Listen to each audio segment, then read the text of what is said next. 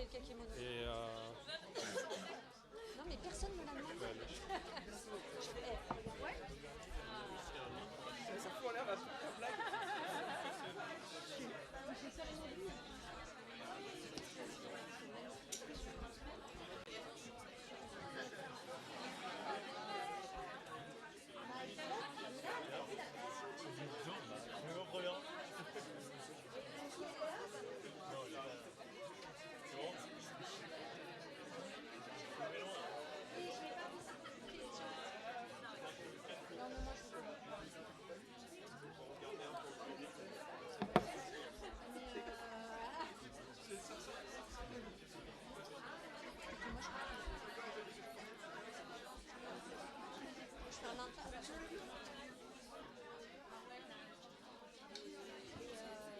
J'ai des choses.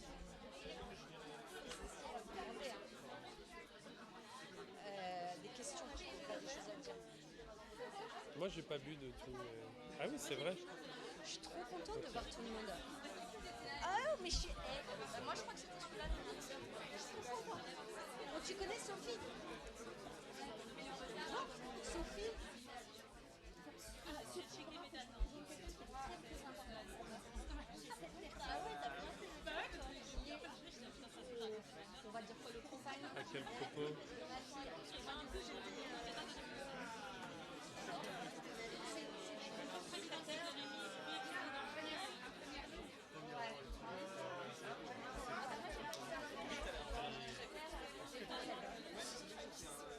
Qui va être déjà un scénariste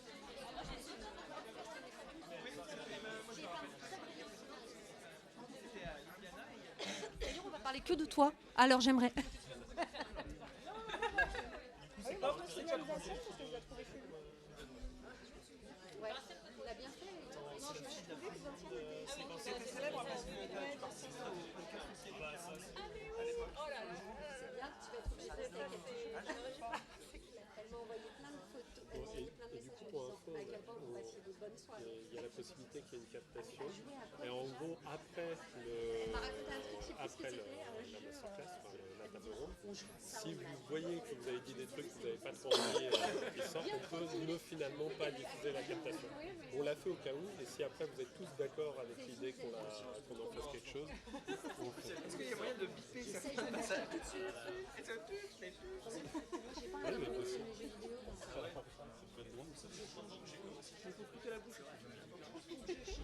Là, est-ce que. Enfin, que vous vous sentiez libre de dire ce que vous voulez. De ton conseil. Alors.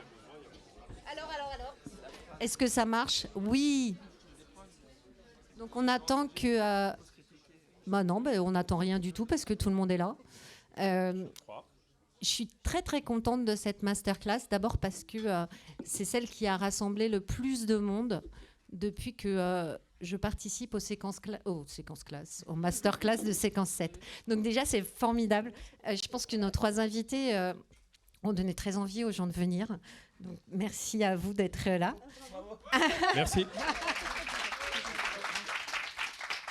Bon, vous avez l'air déjà de les connaître. Ils sont chauds ce soir. Ouais, t'as vu quelle ambiance. Et donc qui sont ces gens pour peut-être les deux personnes qui ne savent pas qui c'est. Ce sont des gens qui ont été à Séquence 7 et qui aujourd'hui sont des scénaristes accomplis. Je ne sais pas si c'est le mot juste, mais vous nous direz justement si c'est le mot juste. En tout cas, ils en ont fait leur métier et c'est ça qu'ils vont nous raconter aujourd'hui. Donc la chose par laquelle on va commencer, c'est comment vous êtes arrivé à Séquence 7, en quelle année, même si ça me semble assez récent, et qu'est-ce que ça vous a apporté d'être à Séquence 7. Puis je pense que dans un second temps, plus tard, d'abord c'est la première question, vous nous raconterez ce que vous faites aujourd'hui. Ah, donc qui de vous trois a envie de commencer? Madame la Présidente. J'ai le micro. Vas-y. Mais on dit toujours Madame la Présidente, tu sais, c'est comme à la République, c'est ça. Alors moi je suis Clémence Lebateux, voilà, bonsoir. Moi je trouve ça hyper cool d'être ici parce que moi j'ai été à Séquence 7 pendant très longtemps, j'ai été présidente de Séquence 7, donc je faisais beaucoup de blagues sur les apéros à l'époque et c'était chouette. Non, plus sérieusement, je suis arrivée à Séquence 7 en 2010. puisque j'ai fait le Master Pro Scénario à Paris-Nanterre. Et en fait, c'est aux sorties du Master que j'ai intégré Séquence 7, qui à l'époque était une association vraiment plus, comment dire, pas intime, mais... confidentiel, absolument, merci Joël. Et plus confidentiel. Et il y avait 80 adhérents, peut-être, un truc comme ça. Donc c'était vraiment, on sortait tout juste du giron de l'UGS. Enfin, c'était assez nouveau. Et donc je suis devenue d'abord membre du conseil en 2013, puis coprésidente en 2014 avec Jérémy Bonheur, qui était le président sortant, puis présidente toute seule, puis coprésidente avec Alban Ravassar, qui a pris la suite à la présidence. Voilà. Et bonsoir, moi je m'appelle Nicolas Robert. J'ai pas du tout de formation de scénariste à la base, puisque j'étais journaliste pendant 10 ans en presse quotidienne régionale de 2001 à 2011. J'étais originaire de la région grenobloise et je suis parti sur Paris en 2011 pour devenir scénariste. En tout cas, c'était mon objectif. J'ai rejoint Séquence 7 en 2014, si je me souviens bien. La présidente était juste à côté de moi. Enfin, la présidente qui est à côté de moi était la personne que j'ai rencontrée direct à l'Indiana Café. C'était là qu'étaient les ateliers Séquence 7, les apéros Séquence 7. Pardon, je mélange tout. Et puis, j'ai été membre de Séquence 7 de 2014 à 2019-2020, je sais plus. Je crois que c'est 2020. Et membre du conseil pendant 4 ans. 2 ans avec, sous la présidence de Clémence et 2 ans sous la présidence d'Alban.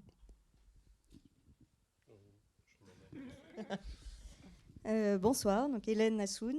Moi, je suis arrivée à Séquence 7 en septembre 2013, au fameux apéro de l'Indiana Café. Encore confidentiel, effectivement. Je sais pas, on n'était effectivement pas très nombreux. Je suis arrivée après 10 ans dans le secteur culturel, mais sur des postes de gestion, avec l'envie d'écrire des scénarios, sauf que je ne savais pas du tout comment faire. Et que voilà, c'est avec Séquence 7 que j'ai vraiment mis le pied à l'étrier. Je suis restée à Séquence 7 de 2013 à 2018 et j'ai été secrétaire du conseil, je crois, de 2015 à 2017, il me semble. Voilà. C'est très précis, merci. On a potassé. On a révisé. Bravo. Et du coup, qu'est-ce que ça vous a apporté, ces premières années de professionnalisation à Séquence 7 ? Alors moi, à peu près tout. J'ai aucune formation, j'avais pas fait de formation au scénario. Et puis je suis arrivée, j'avais déjà 35 ans, donc je pouvais plus faire certaines formations initiales en fait, à l'écriture. Et en fait, avec Séquence 7, moi j'ai fait tous les ateliers que Séquence 7 permettait. Et j'ai vu qu'il y en avait encore beaucoup. Poterie, macramé et tout, quoi. J'ai tout fait.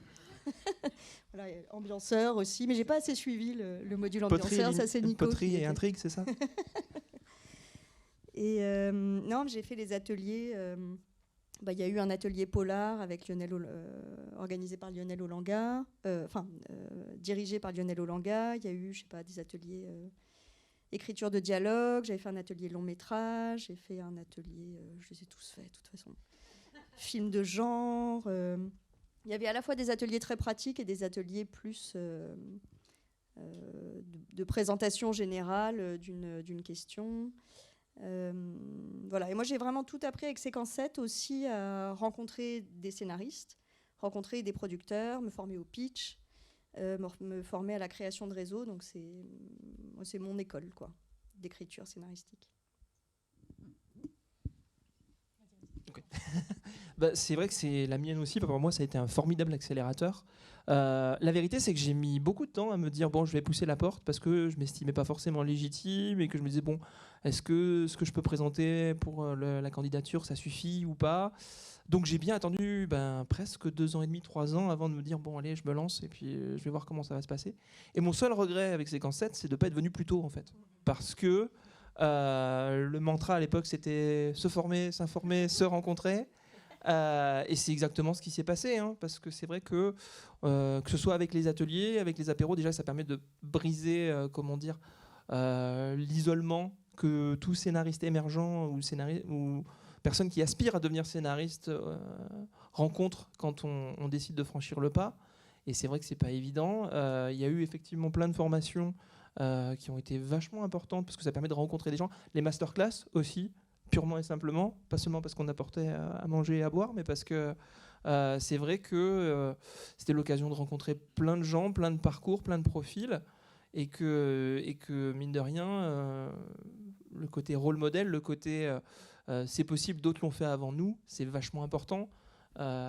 Et puis, ce qui était chouette, je me rappelle, on en parlait souvent avec Hélène, c'était aussi de se dire, de voir d'autres gens qui sont dans notre situation avoir l'opportunité de progresser, de signer des options, voire de rejoindre de vendre un projet. C'était vachement important. Je me rappelle qu'on se disait le jour où, stimulant. Je me rappelle qu'on s'était dit le jour où on sera plus capable de se réjouir du succès des autres, il faudra penser à faire autre chose. Et voilà quoi. Bah, merci Nico, c'est hyper chouette. Alors bon, moi tout ça, pareil. Alors moi j'avais fait une école de scénario, donc ça m'a peut-être un peu moins apporté en technique, quoique en fait les enseignements sont tellement différents. Et ce qui est super chouette avec Séquence 7, c'est qu'on faisait vraiment venir des professionnels. Donc en fait, souvent, en tout cas c'était un peu le cas au master, il y avait quelques professionnels, mais il y avait beaucoup de professeurs universitaires, donc qui n'étaient pas forcément dans le métier. À Séquence 7, ça fait vraiment mettre un pied dans le milieu et dans le métier avec des gens qui font ce métier-là. Donc ça, c'était vraiment précieux. Et en fait, un peu pour rejoindre ce qu'ils disent, je trouve que cette association, en fait, faut en faire ce que vous avez envie d'en faire. Enfin, c'est vraiment une association qui appartient à ses adhérents, et nous, c'est quelque chose qu'on a toujours aussi essayé de mettre en avant, et notamment la bienveillance. Mais apparemment, c'est toujours le mot d'ordre, donc ça va. Mais il y a vraiment un truc où c'est un super outil, Séquence 7, et ça deviendra ce que vous en faites. Donc, si vous vous impliquez, si vous faites qu'il y ait des ateliers qui se font, et ben, ça fera avancer tout le monde. Et il y a vraiment un esprit collaboratif qui est très très important, collectif qui est très très important, parce que souvent les gens ils disent ah mais comment je fais pour intégrer un collectif, etc. Mais en fait Séquence 7 c'est un collectif, alors puissance 100 parce que vous êtes 300, mais il y a cet esprit là. Quand vous faites lire les projets FAIA, c'est exactement ce qu'on fait au sein d'un collectif. Quand vous vous rencontrez, quand tout d'un coup vous trouvez des sujets communs en disant bah, tiens, mais si on coécrivait ensemble juste pour voir, c'est comme ça que les collaborations se créent. Enfin, c'est vraiment nous, voilà, on a été au conseil ensemble, maintenant on est copains, on va boire des coups, bah, qu'est-ce que tu fais, etc. Il y a vraiment un truc de collectif et de lien très très important, toujours dans la bienveillance, parce que sinon ce métier vous écrase tellement que s'il n'y a pas de la bienveillance quelque part, c'est même pas la peine. Donc, mais il est cool ce métier quand même. Mais, je ne vais pas déjà vous déprimer, ça viendra après. Mais voilà, donc je pense que Séquence 7, ça peut apporter tout ça, quoi.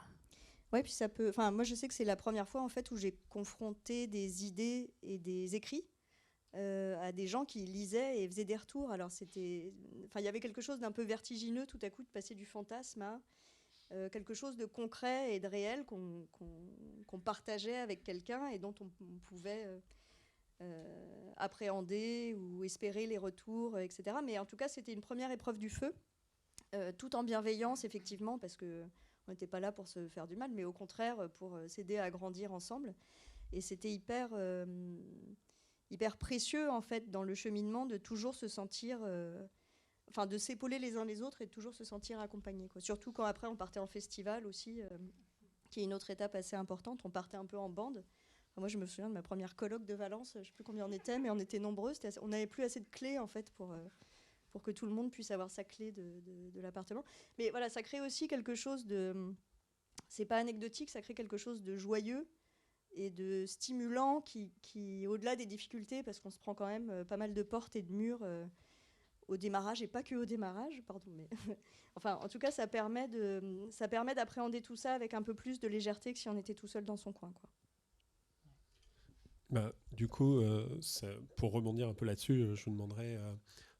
quelle expérience vous avez du travail en coécriture, comment vous avez rencontré les premières personnes avec qui vous avez collaboré? Est-ce que c'était naturel pour vous dès le début ou qu'est-ce que...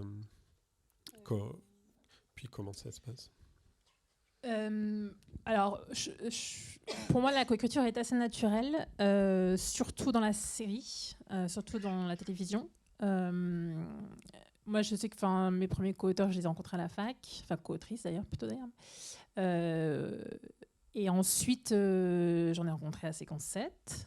J'ai coécrit avec quelques personnes de Séquence 7. Et après, ça vient dans le cadre du travail, quand on commence à rencontrer des producteurs, à intégrer des pools de scénaristes, on rencontre des co-auteurs avec lesquels on a des affinités diverses et variées. C'est un peu moins le cas dans le monde du cinéma parce qu'en fait, on coécrit un peu plus naturellement avec le réalisateur. Donc, c'est vrai qu'il y a un peu moins besoin d'avoir un co-auteur vraiment que scénariste. Et surtout que la forme étant ce qu'elle est du long métrage, il y a moins besoin de jus de cerveau par rapport à la série où quand il faut pondre 8 épisodes de 52 minutes, il y a beaucoup besoin de jus de cerveau. Donc c'est sûr, et les délais sont différents. Et enfin, voilà, c'est deux écritures très différentes. Donc je pense que dans le cadre de la série, c'est quand même assez cool la coécriture. Après, ça dépend aussi du stade des projets, ça dépend de plein de choses en fait. Il y a des gens qui ne veulent que coécrire, il y a des gens qui ne veulent qu'écrire seuls, ça dépend des sensibilités, ça dépend de pas mal de choses. Moi, je trouve ça précieux, la coécriture, parce que... Mais avec Hélène, on va pas être d'accord, mais moi, je trouve que ça va plus vite, la coécriture. Moi, j'ai tendance à être toute seule, je rame, je suis derrière mon ordi, voilà, j'arrive pas à écrire, je suis bloquée, tout ça, tout ça. Et tout d'un coup, quand il y a un co-auteur qui, d'une part, t'oblige à rendre un texte, parce que tu sais que demain, il faut que tu rendes un truc, donc tu es obligé de t'y mettre, donc ça te met une deadline. Et d'autre part, quand tu es bloqué, tu appelles, tu fais un ping-pong, et tout de suite, tac, tac, tac, ça va... Pour moi, ça va hyper vite, quoi. C'est quand même assez jouissif là-dessus. Et après, quand c'est compliqué, t'es deux, donc c'est un peu plus léger et tu peux un peu plus te plaindre et un peu plus, voilà, ça va un peu mieux, quoi.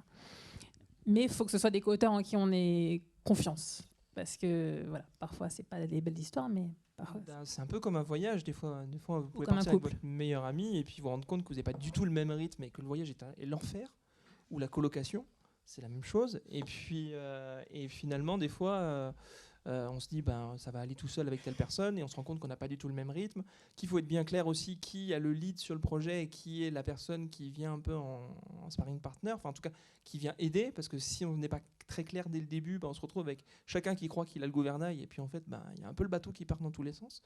Donc c'est aussi ce qui était assez génial justement, c'est la perspective de rencontrer plein de co-auteurs à Séquence 7. Ça vous permet d'apprendre au fur et à mesure justement à trouver votre positionnement, à vous permettre de vous lâcher, c'est-à-dire d'accepter de dire, des fois on se dit ouais mais je vais pas dire ça, c'est une mauvaise idée, sauf qu'une mauvaise idée ça donne une mauvaise idée qui donne une mauvaise idée qui donne une super idée, donc il faut accepter des fois de brainstormer et de prendre des risques. Oui. J'ai une petite question, tu penses que pour un duo il faut qu'il y en ait un qui ait le gouvernail ou ouais, vous pensez? Alors, soit vous êtes parfaitement raccord, soit effectivement, en tout cas, il vaut mieux que ce soit clair dans l'esprit, parce que s'il y a un malentendu, en fait, le malentendu ne va faire que grossir. C'est un peu comme une histoire d'angle. Au début, quand il y a deux droites qui se coupent, il n'y a pas beaucoup de distance entre les deux, puis plus ça avance, plus... Et après, à un moment, vous êtes là, l'autre il est là, et en fait, on ne se comprend plus. Tu penses qu'il en faut un? Ouais, c'est mieux. C'est mieux parce que...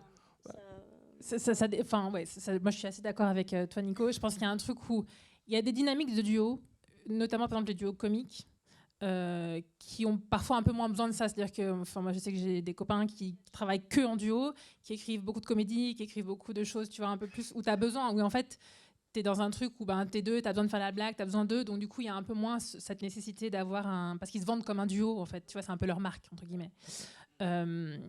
Quand il s'agit de développer un projet, notamment de projet de série, où tout d'un coup, malgré tout, il y a une vision créative. Enfin, toi, tu as ta vision de ta série dans ta tête, et tu as beau être persuadé que ton co-auteur a la même vision, il y a un moment où il va te dire « Mais moi, ce personnage, en fait, je ne l'imaginais pas tout à fait comme ça. » Et là, tu vas dire « Ah merde. » Ok, alors tu imagines comment? Donc tu parlementes. Alors parfois, tu te mets raccord. Ah oui, tiens, c'est une bonne idée. Ok, pourquoi pas. Et après, tu dis non, moi, je tiens vraiment à ce que ce personnage soit comme ça. Et tu dis non, mais je tiens vraiment à ce que ce personnage soit comme ça.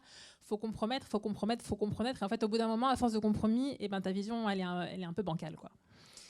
Et en fait, ça apaise pas mal les choses qu'il y ait un leader qui soit identifié sur un projet dès le démarrage. On sait qui va trancher.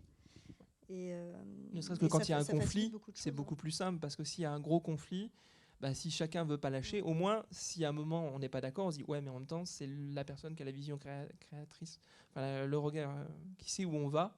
Et au pire, si on n'est pas d'accord, c'est là qu'on se dit en fait, je suis pas la bonne personne pour t'accompagner. Mais en fait, c'est comment dire, la qualité d'une relation se mesure à quand ça chie. C'est-à-dire que en fait, c'est quand c'est difficile qu'on voit si on s'entend avec une personne. À partir du moment où vous êtes bien clair sur qui fait quoi et que vous êtes prêt à vous entendre, c'est beaucoup plus simple en fait. Enfin, c'est moins compliqué, plus exactement.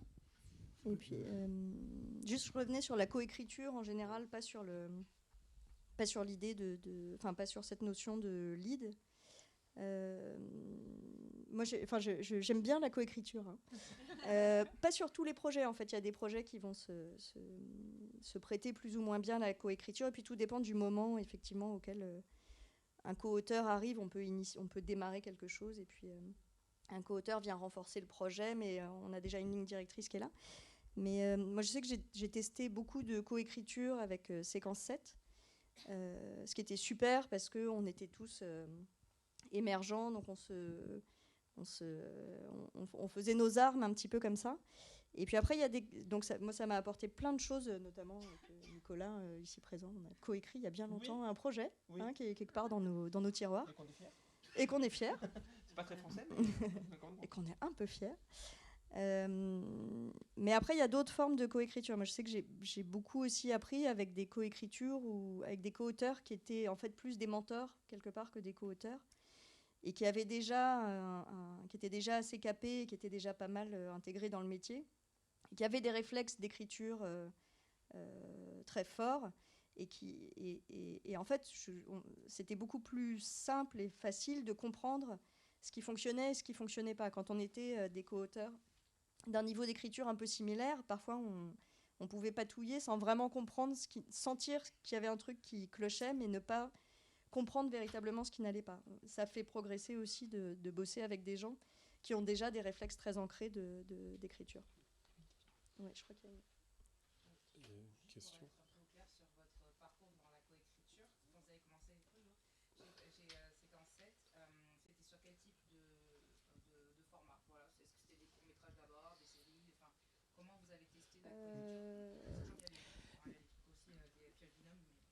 Ah oui, c'est vrai qu'il y avait Pioche Binôme, c'était chouette ça. Non, moi, c'était principalement sur de la série.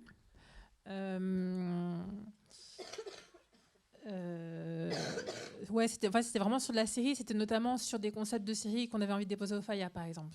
C'était vraiment sur ce genre d'exercice, entre guillemets. Mais bon, après, c'était des projets de série qui nous tenaient à cœur. Hein, mais c'était... ouais, c'était les premiers trucs concrets, en tout cas. C'était pour le Fonds d'aide à l'innovation. Après, il y a tous les cas de figure, quoi. Ça dépend si tu veux plus faire du cinéma, ça dépend si tu veux plus faire de la série, ça dépend de pas mal de choses. C'est sûr que, par exemple, l'animation, quand on te demande d'écrire des épisodes de 7 minutes, bon, la coécriture, c'est pas forcément pertinent parce qu'en fait, t'as que, entre guillemets, 7 minutes à écrire, même si ça peut être difficile, mais... alors que du 52, encore une fois, là, il vaut mieux être 2, voire 3, voire 4. Quoi. Moi, j'ai écrit une série à 4, tu vois. Donc, on n'a jamais vendu, mais en tout cas, on s'est bien éclaté à l'écrire. Et on a eu le FAIA avec, d'ailleurs. Donc, voilà, c'est vraiment, tu peux écrire à plusieurs, tu peux tester des choses. Et quand l'enjeu n'est que le FAIA, du coup, si ça se passe mal, c'est un peu moins grave que si tu as un produit en arrière et que tu as des rendus et que tu as des questions d'argent. Donc, au contraire, c'est le moment d'expérimenter pour moi, là où vous en êtes, quoi.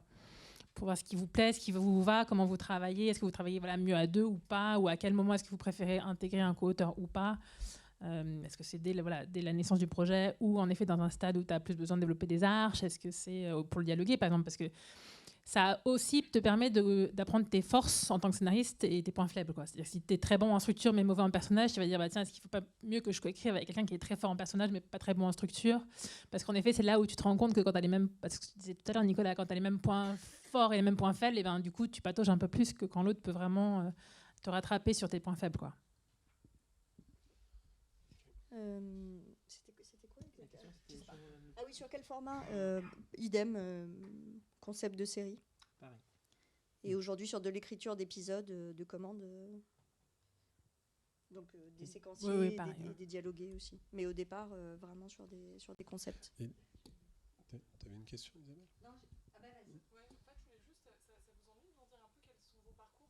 Oui, voilà, Oui, c'était la question. d'accord, non, pas du tout.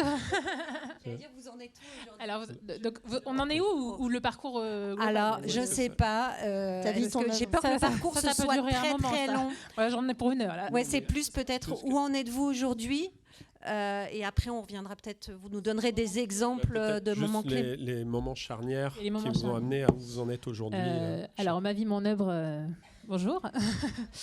Alors, moi, j'ai fait le master. J'ai écrit pendant longtemps avec des co-auteurs, tout ça, en ayant un boulot alimentaire à côté, comme tout le monde au début. Et j'ai arrêté mon boulot alimentaire en 2014, donc 4 ans après mon master. Parce que j'avais eu un FAIA, parce que je commençais à avoir un peu des contacts, parce que j'arrivais plus à faire les deux en fait, et que j'étais en burn-out total.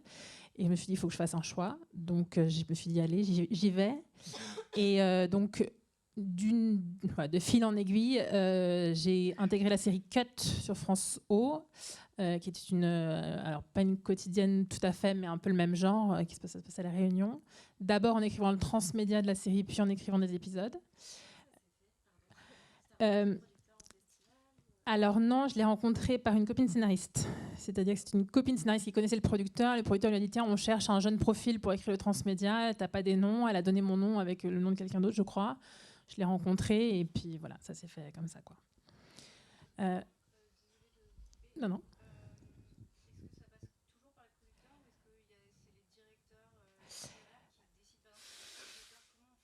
Alors, ça, c'est une autre question. Peut-être qu'on y reviendra après, mais on y répondra. Mais ça, c'est encore un autre process. Donc, Cut. Ensuite, donc, j'ai fait 3 saisons.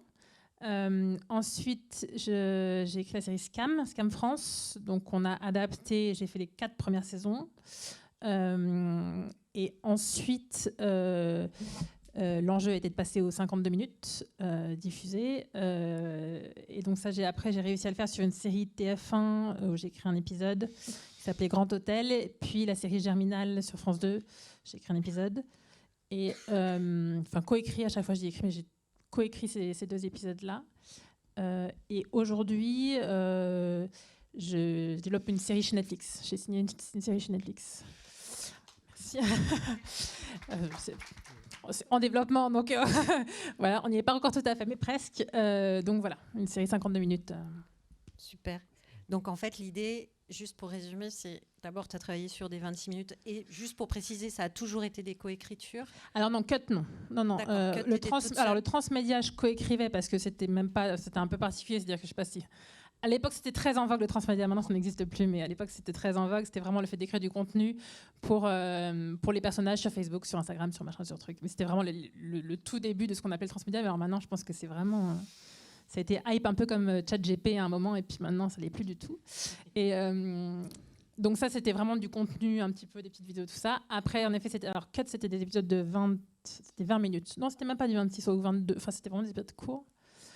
Donc là, j'étais toute seule, mais il y avait la directrice de collection au-dessus de moi, quoi.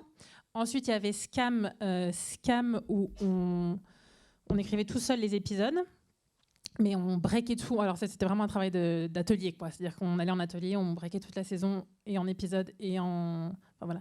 Et je pourrais revenir un peu là-dessus après si vous voulez, mais donc Scam, c'était toute seule. Et après, sur le 52... parce que jeune autrice et parce que quand on passe au 52, on ne fait pas tout à fait confiance. Quand t'es 2, on te fait un peu plus confiance, donc coécriture. Mais là, pour le coup, moi, je trouve ça assez précieux, la coécriture sur l'épisode de 52, donc ça m'allait très bien. Et là, sur la série Netflix, c'est pareil, je coécris, donc j'ai un co-auteur, on a co-créé la série. Pour l'instant, on coécrit les 2 premiers épisodes, et après, je pense qu'on fera monter d'autres auteurs, mais probablement en coécriture aussi. Donc c'est...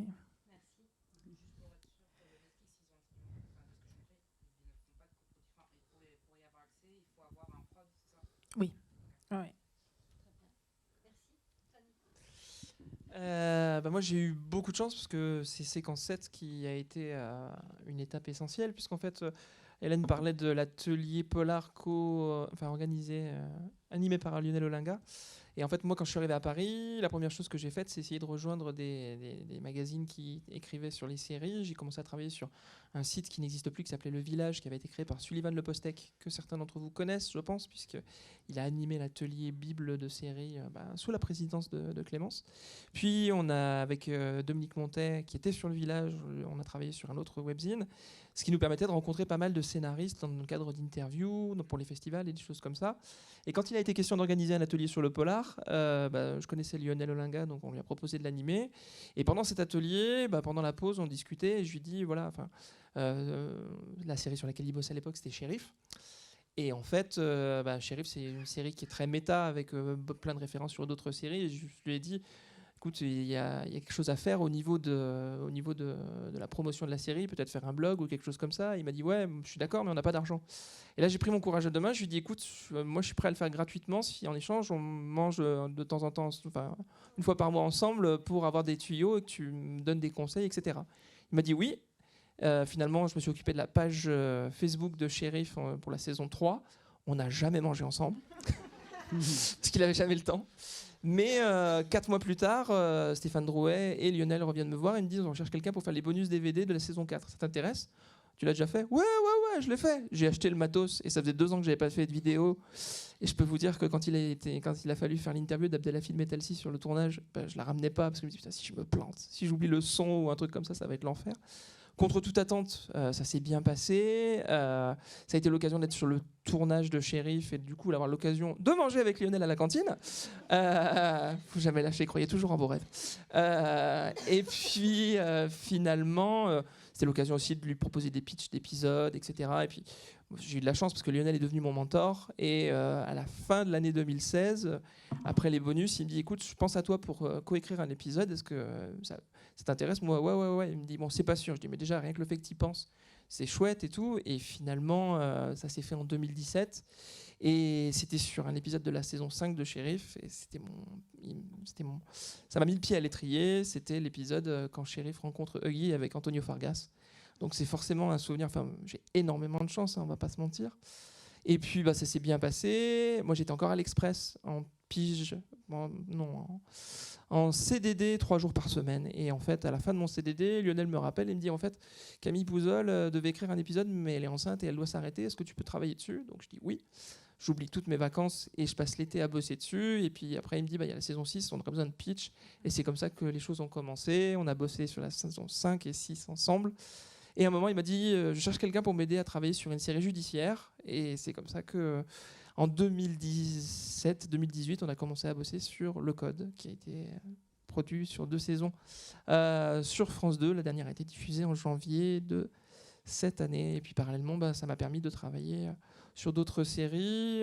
J'ai travaillé sur un épisode d'Alice Nevers où en fait, je me suis fait éjecter très vite parce que je manquais encore d'expérience.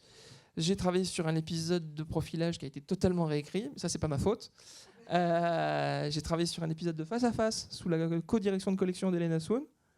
Et puis là, je travaille sur un projet en développement. Pas trop. C'est trop une fierté, quoi. Pardon, excusez-nous. Ça fait longtemps qu'on s'est pas vu. Et puis là, je travaille sur un projet en développement chez TF1.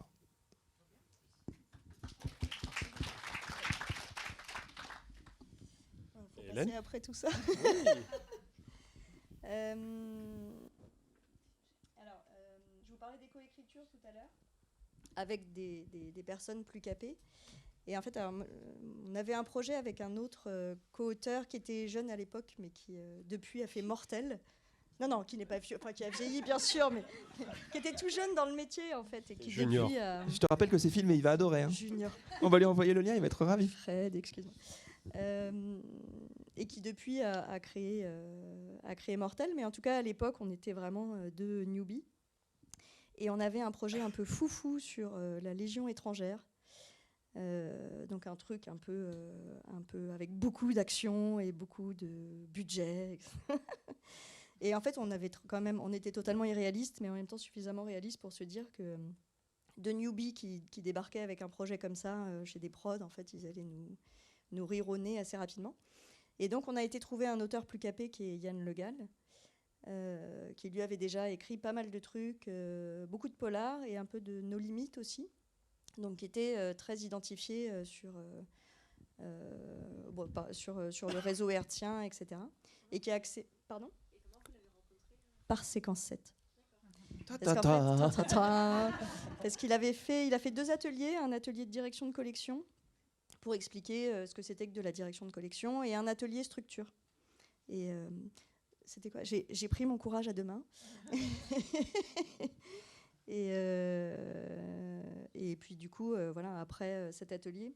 Tu lui as dit j'accepte qu'on fasse des blagues sur moi, parce que comme Yann blague beaucoup, il faut l'accepter. Oui, voilà, il faut accepter beaucoup de second degré et avoir pas mal d'humilité. Et puis voilà, du coup, on a pris ce petit dossier et on a été voir Yann, qui a accepté de bosser avec nous, et c'était hyper sympa parce que du coup on a appris plein de trucs. Le projet s'est totalement transformé, et c'était super. Il a été optionné, il s'est jamais fait, mais régulièrement je me dis il faut le ressortir, c'est le moment. Bref, c'est toujours difficile de lâcher les projets. Et puis voilà, ça c'était le moment de la première option en fait, qui était assez décisive aussi parce que c'est le moment où en fait on prend confiance. En fait, on se dit ah ouais, en fait c'est jouable de mettre un pied dedans. Et puis après, il y a ça c'était fin 2016, je crois. Et 2018, en fait, il s'est passé deux choses. C'est qu'avec Yann, j'ai placé un pitch sur La Stagiaire. Donc on coécrivait ensemble. Mais en fait, le temps que ça se mette en place, pour des raisons diverses et variées, j'ai placé en parallèle un pitch sur Léo Mattei. Et c'était très foutraque, donc j'ai écrit le script jusqu'au bout.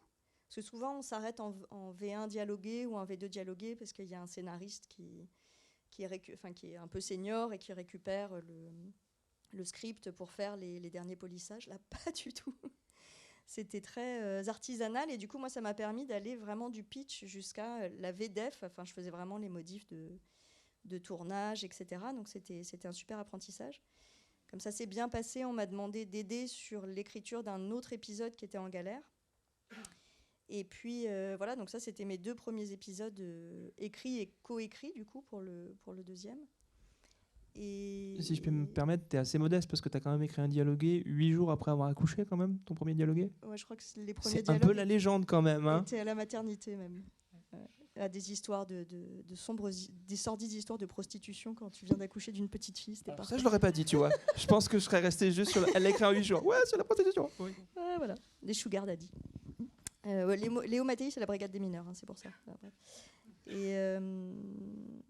Et après, je suis passée sur Face à Face, donc en co-direction de collection avec Yann Le Gall, toujours. Et donc on avait 12 épisodes à sortir sur un dispositif de double plateau. C'est un truc un peu technique, mais un peu chaud quand même, les marrons.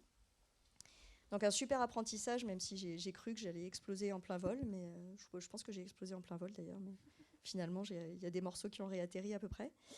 Et en parallèle, j'écrivais sur Astrid et Raphaël. Et donc j'ai fait les saisons 2, 3, 4 d'Astrid et Raphaël en coécriture avec Céline Decox, qui était aussi à Séquence 7, qui est là. Ah, Céline Decox. C'est toujours ça quand on la voit. Hein. Ouais.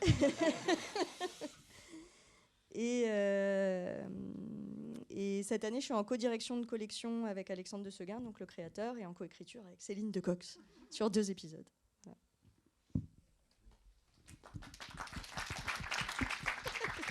Merci. Aux alcooliques anonymes.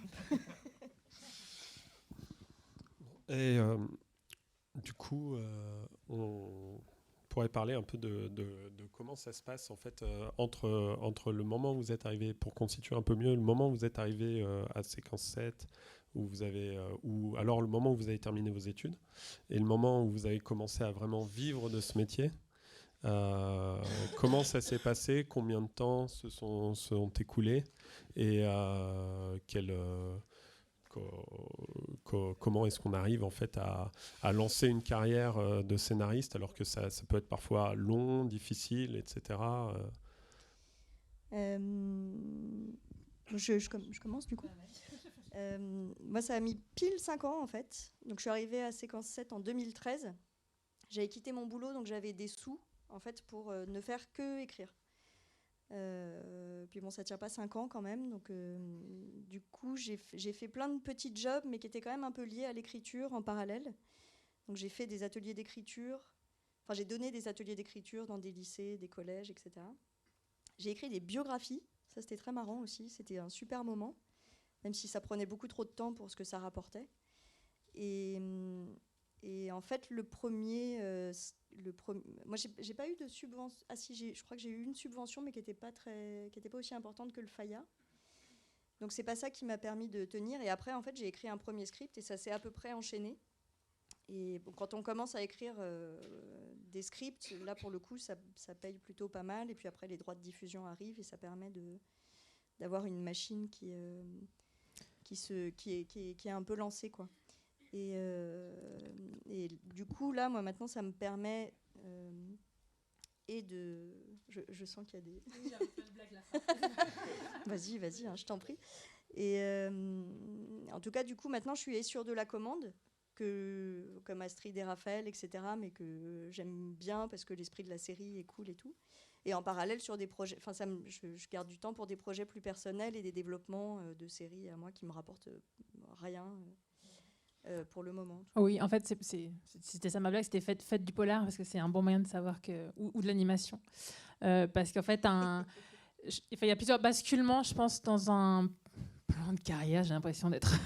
non, pas du tout. Enfin, voilà, dans notre avancement dans ce métier, je pense qu'il y a en effet le passage à faire des développements payés, donc vraiment signer des options ou être payé pour écrire, développer des bibles, des choses comme ça. Ça, c'est un premier pas.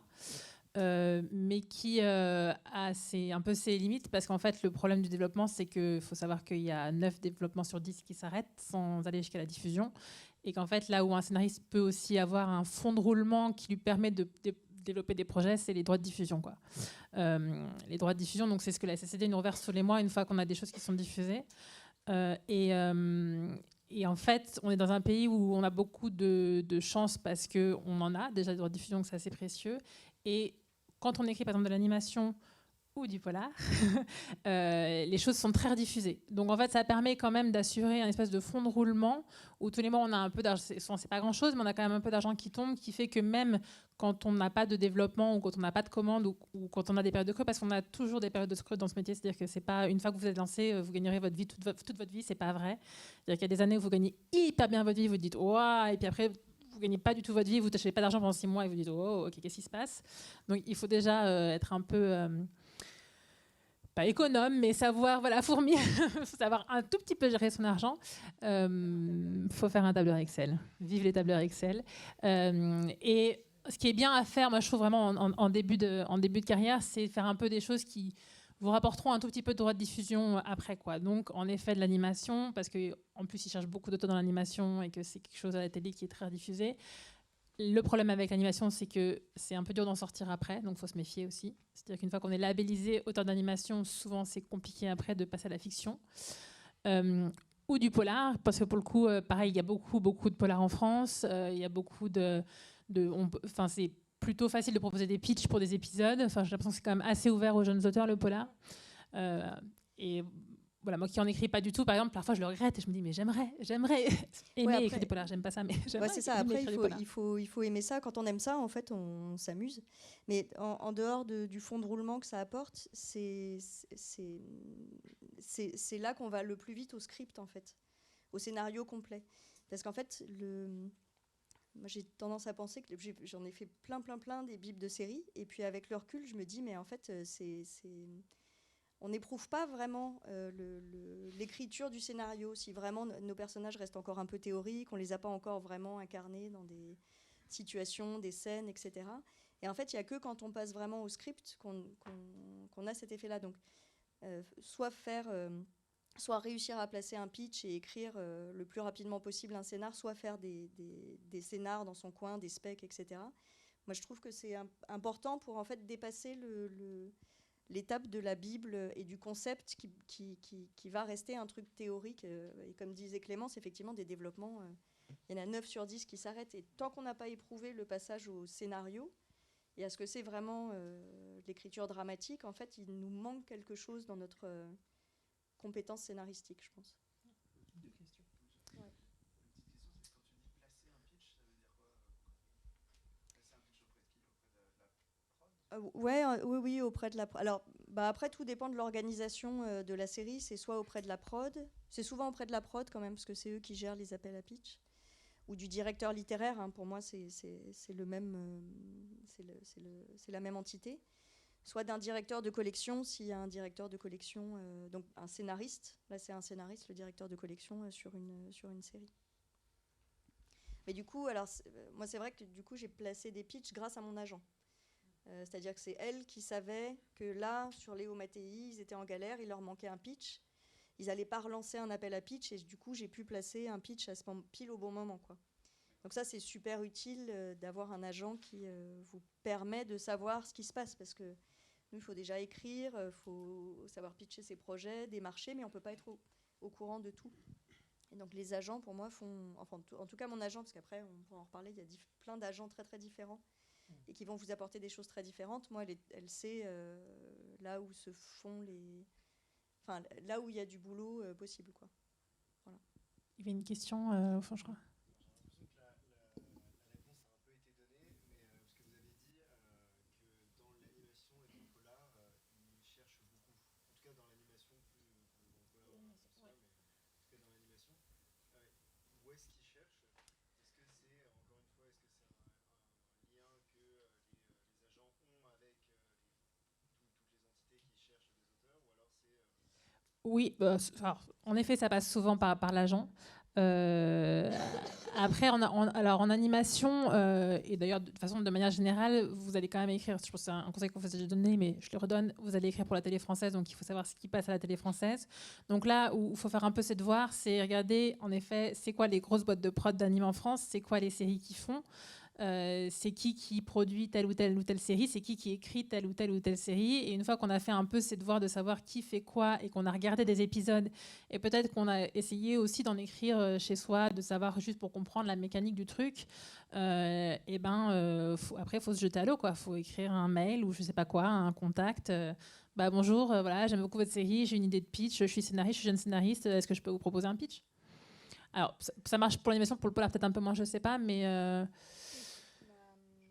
mais en tout cas, je pense que pour l'animation, par exemple, ils vont beaucoup recruter au sortant d'école. Enfin, il y a énormément de gens qui sortent du CEA, qui de la FEMIS, qui en fait font de l'animation parce que c'est là que l'animation recrute aussi beaucoup son vivier d'auteur. Donc en fait, vous êtes tout aussi. Il faut essayer de vous vendre comme étant tout aussi légitime que quelqu'un qui sort du CEA et de la FEMIS, et ce que vous êtes bien sûr.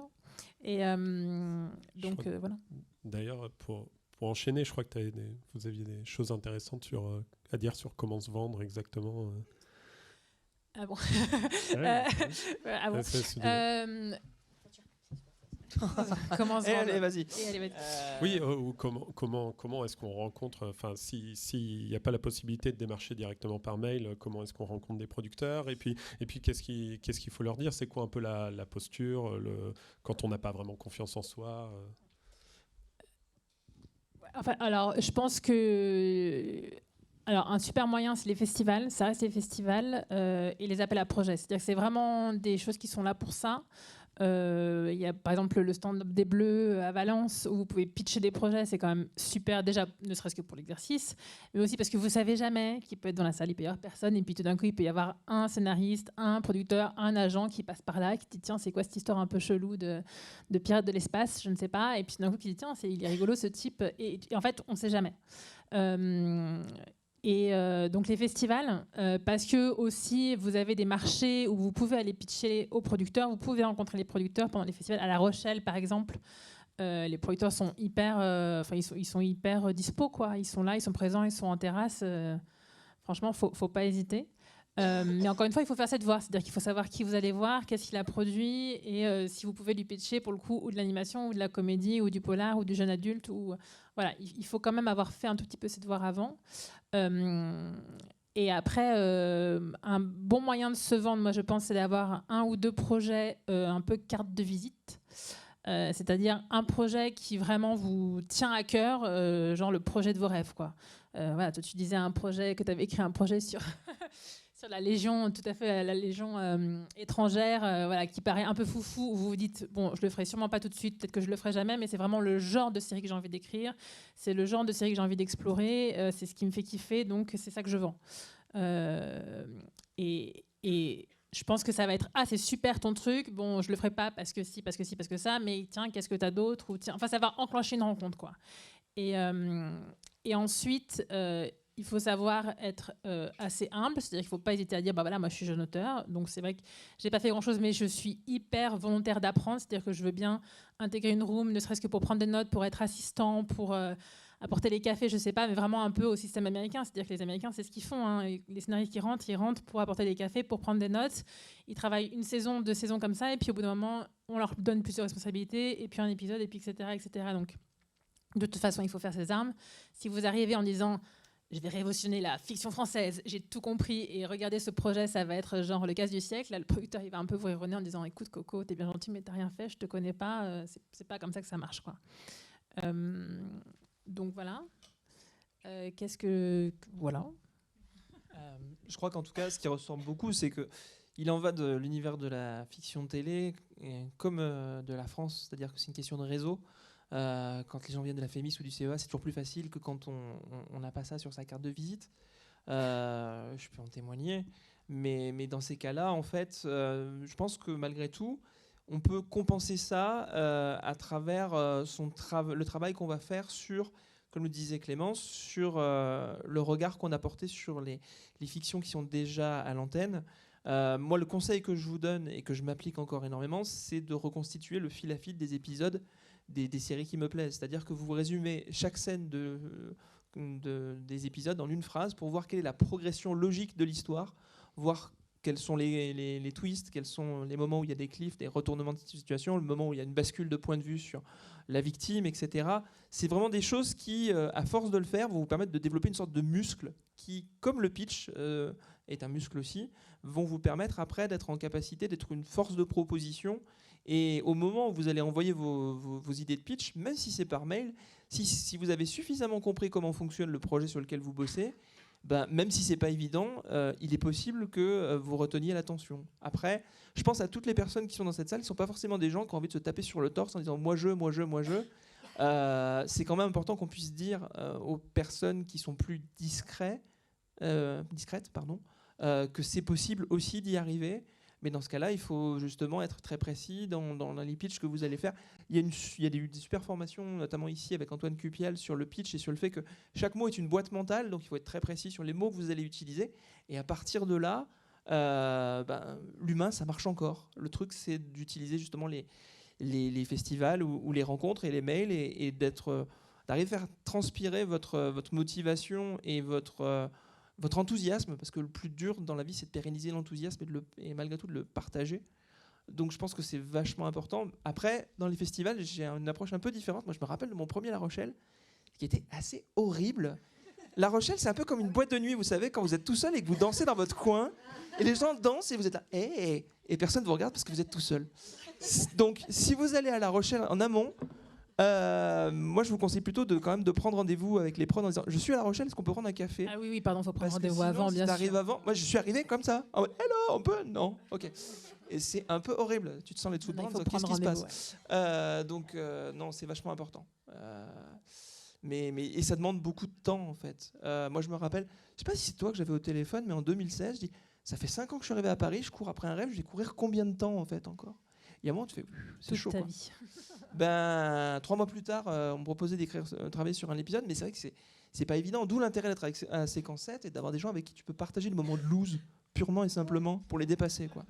Et il y en aura toujours. Enfin, vraiment, la question que disait tout à l'heure, la remarque que tu disais des scénaristes, je sais pas comment tu as dit ça, accomplis. Moi, sincèrement, j'ai pas du tout l'impression d'être accomplie aujourd'hui. Moi, j'ai l'impression d'être encore une débutante et de rien savoir. Et à chaque fois que je pitch un truc ou qu'on m'appelle, je me sens pas du tout légitime. J'ai un gros complexe du syndrome de l'imposteur. Voilà, merci. Donc, et je connais des scénaristes qui ont 60 ans et qui sont toujours pas et qui se sentent toujours pas accomplis, alors qu'ils ont une carrière de ouf. Donc, c'est pas un métier qu'on fait pour se sentir accompli, je crois. C'est un métier qu'on fait pour autre chose. Oui. Isabelle. Juste une petite question où je revenais sur ce que vous avez dit tout à l'heure. Vous parliez des agents. En tout cas, Hélène, tu as parlé de ton agent qui t'était précieux. Et la question précieuse peut-être, parce que c'est peut-être une femme, voilà. Et je me disais, à quel moment vous pensez qu'il faut avoir un agent comment on fait pour le choisir, si on a le choix d'ailleurs. Enfin, juste aborder ce sujet. Merci. Non, c'est pas évident. Alors, quand avoir un agent? Le plus tôt possible. Voilà. Parce que malgré tout, en effet, l'agent, ça vous trouve des contrats, ça vous fait rencontrer des gens, ça négocie vos contrats et franchement, les contrats, c'est quand même une grosse prise de tête. Donc, il faut quand même avoir quelqu'un. Alors, heureusement, encore une fois, nous, on a la SACD Et je sais qu'il y a un mail qui est passé il n'y a pas longtemps, je crois, sur la mailing list, sur la question de est-ce qu'on peut confier son contrat à la SACD. Mais oui, absolument. Franchement, quand vous n'avez pas d'agent, mais faites négocier la SACD pour vous parce qu'ils sauront relever les pièges. Vraiment, ils savent comment les producteurs arnaquent les auteurs, donc ils sauront pointer. Peut-être qu'ils vous négocieront pas des sommes de ouf, mais au moins votre contrat, on pourra peut-être pas vous virer à la V1 du pitch ou je sais pas quoi. Donc vraiment, tant qu'il n'y a pas d'agent, il y a toujours la SACD pour négocier les contrats.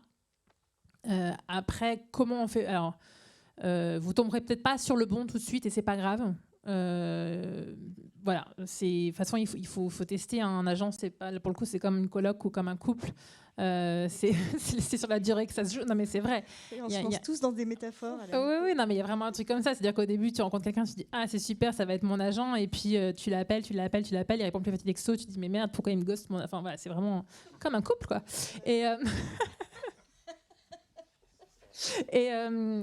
donc voilà, moi je sais que l'agente avec laquelle je suis, c'est ma deuxième agente.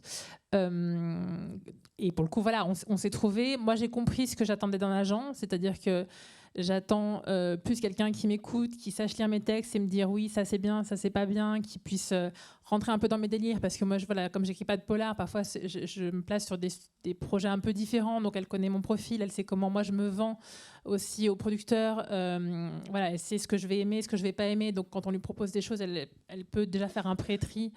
Et elle est hyper humaine. Moi, j'ai besoin de quelqu'un d'hyper humain et doux et positif et en face de moi. Donc, je sais que l'agent que j'avais avant, elle était un peu cavalière, elle était un peu on rentre dedans. Et alors, moi, ça me faisait flipper, quoi. Dès que j'allais en rendez-vous avec mon agent, je flippais un peu. Et là, je me suis dit non, c'est pas l'agent pour moi, mais c'est pas grave. On a fait un bout de route, c'était super. Et à un moment, j'en ai rencontré une autre et voilà, j'ai changé. Mais au début, comme tu dis, on n'a pas toujours le choix.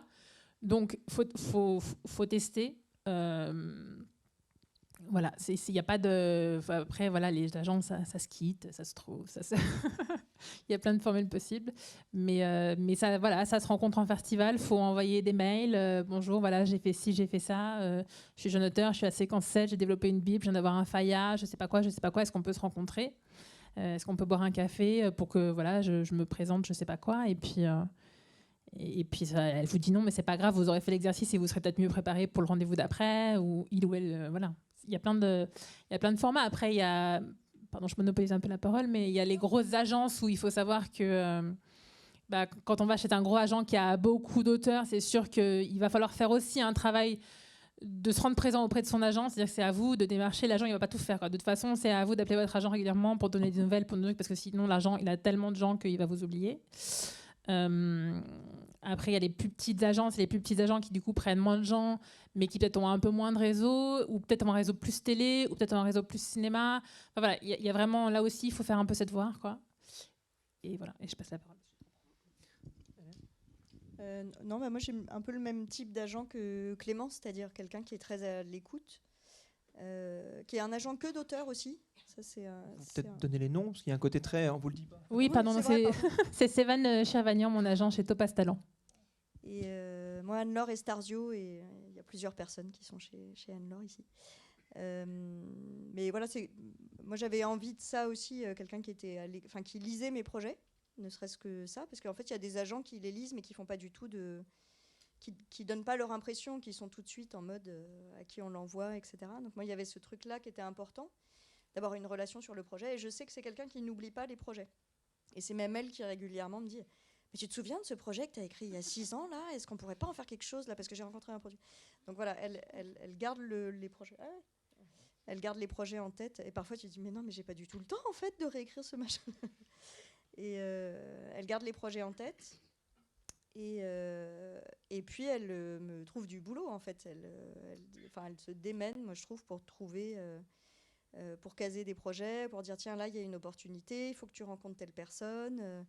Donc parfois il y a des producteurs qui appellent en disant j'ai vu votre agent, il paraît qu'il faut qu'on se rencontre, donc voilà.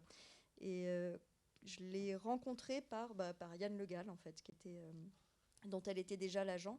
Et c'est comme ça que moi, le lien s'est fait, parce que j'étais avec un agent, pour le coup, je ne citerai pas le nom, mais ça ne s'est pas très, très bien passé. Il a ouvert une agence qui a fermé derrière. Il nous avait envoyé dans une réunion de prod, on Oui, s'est retrouvé dans un tout petit bureau avec un énorme mur jaune. C'était assez ouf. Désolé pour cette anecdote totalement. Moi, j'ai un agent qui est totalement différent de vous deux. Par contre, c'est Fabienne Caudron, qui m'a été présentée par Lionel Olinga. Et pour le coup, Fabienne, c'est vraiment... Elle le dit très clairement, elle l'assume. Elle dit, moi, vendre mes auteurs, c'est pas ce que je fais le mieux. Moi, par contre, pour tout ce qui est paperasserie, contrat, etc., je gère et tu n'auras aucun souci là-dessus. Et moi, ça me va parfaitement, en fait. Je suis d'accord avec ce que disaient Hélène et Clémence. Il y a différents profils d'agents. Il y a des agents qui vont être de très bons lecteurs, d'autres qui vont être très bons dans la négociation de contrat, d'autres qui vont être un peu, comment dire, pas des coachs, mais ni des psys, mais des gens qui vont vous soutenir dans les différents moments. À vous de voir ce dont vous avez besoin. Il est rare d'avoir la personne qui est à la fois coach, psy, négociatrice hors pair et vendeuse sur tous les marchés de France. Mais l'idée, c'est de voir quel est votre profil, ce que vous attendez le plus de cette personne pour ensuite voir comment avancer. Moi, je me souviens que ça s'est fait à l'occasion de la signature de mon premier épisode. Et très vite, Fabienne m'a dit j'ai lu tes projets, mais en fait, ok, j'ai lu, mais elle m'a rien dit de spécial, ni de retour dramaturgique ou des choses comme ça. Et angoissant, quoi. Non, ouais, non. Vu, tu sais. Bon. Merci. Donc, ça me rappelle tellement ma vie amoureuse à une époque. Finalement, non, moi, ça me va très bien parce que typiquement, quand vous devez parler avec des prods ou des choses comme ça, au moins, s'il y a un souci, vous dites, je sais pas, moi, mon agent m'a dit que, voyez avec eux, voyez avec lui, c'est beaucoup plus simple. Parce que moi, je me rappelle de mon tout premier rendez-vous avec des prods. J'étais arrivé avec un projet qu'ils avaient lu. Ils avaient fait, ouais, c'est bien, on aime bien, mais on n'est pas sûr de l'optionner. C'était un 10x10, à l'époque où ça se faisait encore. Et ils disaient, tu sais quoi, on va le pitcher à Canal avec plein d'autres idées. Et si ça leur plaît, on revient vers toi. Et alors ça, ne le faites jamais. Parce qu'il y a un côté, ouais, mais alors si vous le pitchez à Canal et que ça leur plaît pas, mon projet, il est grillé. Et c'est difficile quand on est jeune auteur, qu'on arrive avec son tout premier projet et que vous retrouvez avec ce genre de phrase, d'arriver à dire, en fait, non. Moi, j'avoue que j'ai pas su dire non. Et pire, la prochaine fois, j'aurais dû dire, mais combien vous êtes payé pour me dire ce genre de choses et faire en sorte que je sois pas payé, en fait. Et ça avait été un souvenir assez dur. Parce que quand on est jeune auteur, voilà, on arrive avec une idée, on va dire, ah, c'est super et tout. Puis quand il s'agit d'arriver au moment de contractualiser les choses, là, ouais, mais bon, nanana. Alors que fondamentalement, le rôle de producteur, c'est à minima de prendre des risques. Et prendre un risque, par essence, c'est accepter qu'il puisse ne pas payer. Quitte à ce que quelqu'un ne paye pas, autant que ce soit le projet plutôt que vous, que vous ne soyez pas payé. Là, bon, la formule a besoin d'être retravaillée, mais je crois que vous avez compris l'idée. Ouais, merci. Donc voilà. Je crois que j'ai totalement noyé la question, dis donc. Non, mais c'est une super transition. Du coup, on va pouvoir parler peut-être un peu d'argent. Une bonne chose. On parle de ça, mais on n'est pas très précis en fait. Comment ça se passe pour d'organes. Pour l'option, pour l'écriture d'un épisode quels sont les montants, combien on gagne en début de carrière, combien on gagne quand on fait de la télé, qu'est-ce qui est pas acceptable. La question est très large, désolé. Ouais, je peux commencer par quelque chose de plus précis. Qu'est-ce qui n'est pas acceptable? Travailler gratuitement, ce n'est pas acceptable. Ça, c'est sûr, travailler gratuitement. Moi, je peux dire des montants d'options que je n'ai pas acceptés. Alors, ouais, en fait, parce qu'en fait, les options, c'est compliqué. Enfin, le montant est un truc un peu flou et va dépendre de la négociation de l'agent aussi. Ouais, en fait, ça dépend de pas mal de choses. De qui vous êtes. C'est sûr que forcément, un scénariste débutant, ça touche un peu moins qu'un scénariste émérite. Dans un monde parfait, il y aurait des grilles tarifaires qu'on aurait négociées en amont avec les producteurs et tout le monde s'y plierait, mais malheureusement, on n'en est pas là. Ça viendra. La guilde y travaille ardemment, mais non. Sur les écritures d'épisodes, c'est à peu Sur les près c'est à peu près, même si les tarifs baissent un peu, mais c'est à peu près calé. Mais en fait, l'option, voilà, ça dépend déjà de votre profil, ça dépend de ce que vous optionnez, c'est-à-dire est-ce que c'est 2 pages ou est-ce que c'est déjà 15 pages. Ça dépend du nombre de réécritures qu'on va vous demander derrière. C'est-à-dire qu'on ne vous paye pas de la même manière si c'est un document clé en main que si c'est un document que vous allez avoir à réécrire 10 fois. Ça dépend du format, bien sûr. Et globalement, c'est à peu près tout, je crois. Il y a des producteurs qui disent, c'était ça, hein, tu disais l'argument par exemple pour les meurtras de dire oui mais je peux le présenter qu'à une seule chaîne. Oui mais alors ça non. Alors ça, Voilà. c'est vraiment l'argument un peu pourri, puisque vous faites exactement le même travail. Voilà. En de fait, toute ce qu'il faut se façon. dire, c'est que c'est votre travail qui est rémunéré. C'est pas tous les trucs de mais oui, mais voilà, où il y a déjà eu des sujets, je sais pas quoi, ou machin. Enfin non, il faut rémunérer votre travail en fait. Et ça, c'est très important.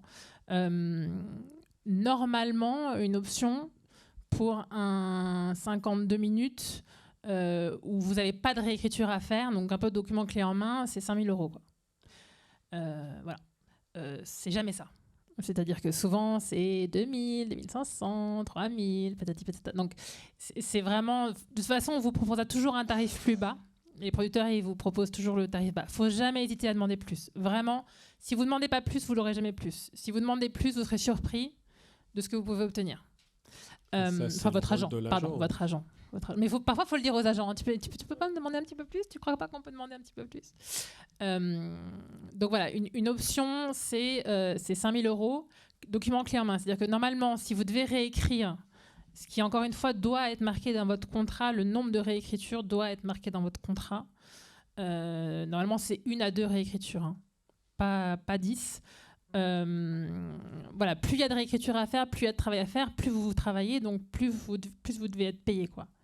C'est pareil si c'est un contrat de cession de droit, parce que maintenant les producteurs ils font ça, c'est la tendance du moment, ils signent beaucoup moins d'options, mais ils signent beaucoup de cession de droit, ce qui n'est pas du tout la même chose. Cession de droit, vous cédez vos droits pour 20 ans, quoi. Donc là normalement c'est pareil, c'est plus cher. Voilà, faut pas hésiter à demander à votre agent, hein. Votre agent il est là pour vous dire aussi, hein, bah ça je trouve que c'est pas très cher.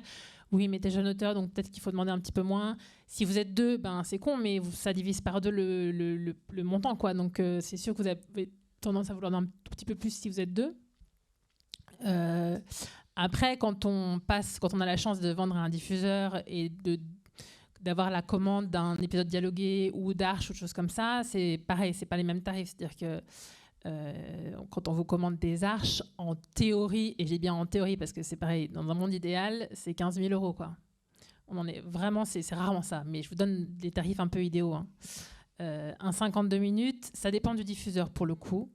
Une fois qu'on passe au dialogué, ça dépend du diffuseur, mais sur France Télévisions, TF1, vous m'arrêtez si je dis des bêtises, hein, dans le meilleur des mondes, c'est 40 000 €. Un 52 minutes. Pour du 26, on divise un peu, donc c'est plus, c'est quoi, c'est 15 000 €, hein, je sais pas, ça doit être 15-20 000 € pour du 26. Sachant il me semble. que, alors, pour un 26, je sais pas, mais pour un 52, c'est imaginez comment dire, une commode avec des tiroirs, bah, ça fonctionne de la même façon, c'est-à-dire C'est que ça. vous vendez le pitch, vous avez ce qu'il y a dans le premier tiroir, vous passez l'étape du synopsis, vous récupérez ce qu'il y a dans le deuxième, dans le troisième il y a le séquencier, et tout en bas, le plus gros tiroir, c'est le dialogué. L'analogie vaut ce qu'elle vaut. Voilà, en fait, sur vos contrats, vous avez des échéanciers. Donc, vous avez en gros donc 40 000 €, mais divisé en échéanciers. Donc, l'échéance à la signature vous touche en général 500 €. C'est magique. Alors que vous faites tout le boulot à ce moment-là. Après, rendu synopsis V1, synopsis V2, synopsis V3, pareil, nombre de versions toujours marquées dans les contrats. Ça vous débloque des échéances, etc. etc., etc. Et ce qui est souvent compliqué, c'est peut-être un peu trop technique, pardon. Je pense que la question intéresse. Ce qui est parfois compliqué, c'est qu'il faut faire aussi très attention au libellé des échéances. C'est-à-dire qu'il y a des échéances qui sont à l'acceptation du document. Non. Never. C'est au rendu. C'est quand vous rendez le document que vous êtes payé. C'est pas l'acceptation. Parce que l'acceptation, ça veut dire qu'il peut vous faire réécrire plein de versions gratuitement entre-temps, sans être payé. Donc, il faut vraiment... Enfin, normalement, c'est le rôle de votre agent, mais parfois, les agents, ils sont un peu... Moi, j'ai des contrats parfois où c'est acceptation diffuseur. Voilà, ouais. C'est pour la dernière échéance, ça, souvent, c'est ça, acceptation diffuseur. C'est la dernière échéance qui est toujours... C'est pareil, normalement, essayez de demander à votre agent de faire remonter les montants au début, c'est-à-dire d'avoir un plus gros montant à la signature, au rendu synopsis, au rendu machin, et pas tout mettre sur le dialogue à la fin. Ça, normalement, votre agent il doit pouvoir négocier ça, quoi. Voilà, c'est les montants, c'est ça. Sachant qu'en plus, dans les contrats, moi, je le vis assez régulièrement en ce moment, c'est quand vous arrivez à développer un projet qui avance, il y a toujours après un moment où vous avez votre agent qui dit alors là je suis en train de négocier toutes les clauses où il essaie de te sortir par tous les moyens. Et c'est rigolo parce que j'ai l'impression qu'ils ont été traumatisés. Moi je sais pas ce qui s'est passé, mais il y a vraiment le côté comment s'il se passe ça on le sort, s'il se passe ça on le sort, s'il se passe ça on le sort. On n'en a pas parlé avec ma thérapeute, mais on pourrait quoi si tu veux, parce que c'est chaud, quoi. Oui, alors, je dévie un peu de la question de l'argent, pardon, mais... Pardon. Oui, non, mais c'est bon. Non, mais c'est moi, je vais encore plus dévier que toi, donc tu vois, il n'y a aucun souci. Mais il faut savoir que c'est quand même un métier scénariste où vous allez vous faire sortir, souvent violemment, à toutes les étapes possibles. C'est-à-dire que, peut-être que vous pouvez partager vos expériences, mais non, mais c'est important d'entendre que même quand vous y êtes accompli, entre guillemets, il y a même voilà, on peut se faire virer vraiment à n'importe quel moment. C'est-à-dire que moi, je me suis fait virer sur un bullet point de synopsis. C'était le tout premier document que j'ai rendu, mais vraiment en mode, c'est juste pour vous faire lire, c'est juste pour voir comment on avance, pour qu'on puisse rebrainstormer ensemble. On se fait virer. Là, non, mais c'était juste une étape de travail, c'était même pas dans nos contrats. Enfin bref, des trucs un peu lunaires. Souvent, on se fait virer avant la V1 du dialogué parce qu'en effet, il y a une grosse échéance et que du coup, il y a des enjeux. Souvent, on se fait virer avant les grosses échéances, d'ailleurs. Donc voilà, ça fait partie du job. C'est souvent très dur parce qu'on y met quand même toute notre âme dans ces trucs-là. Donc, quand on se fait virer, c'est hyper dur. Mais ça fait malheureusement partie du jeu. Donc, en effet, vos contrats peuvent vous prémunir contre ça. Donc, c'est pour ça que c'est hyper important de bien négocier vos contrats, quoi. De au moins pouvoir attendre la V1 dialoguée pour vous faire virer, quoi. De pas vous faire virer avant, par exemple. C'est tout con, mais en fait, c'est déjà énorme parfois sur des séries un peu à succès ou sur des choses où des producteurs un tout petit peu limites qui peuvent avoir la main facile, quoi. Donc voilà, c'est pas de l'argent, mais c'est aussi important que l'argent, je pense. C'est vrai que moi, j'ai été journaliste pigiste avant de faire le grand saut. Et quand on est pigiste, c'est assez volatile. Et je pense que moi, ça m'a permis de me préparer à l'extrême volatilité de ce métier. C'est-à-dire que vraiment, effectivement, ça peut aller très vite dans un sens comme dans l'autre. Et dans ces cas-là, n'oubliez jamais que bon ou mauvais, vous ne le serez jamais autant qu'on vous le dit. C'est-à-dire que voilà, les moments où ça va mal, faut pas oublier pourquoi vous faites ça et ce que vous savez faire. Et les moments où ça va bien, quand on vous dit que vous êtes des scénaristes accomplis, vous regardez vos chaussures et vous continuez à bosser. Donc voilà.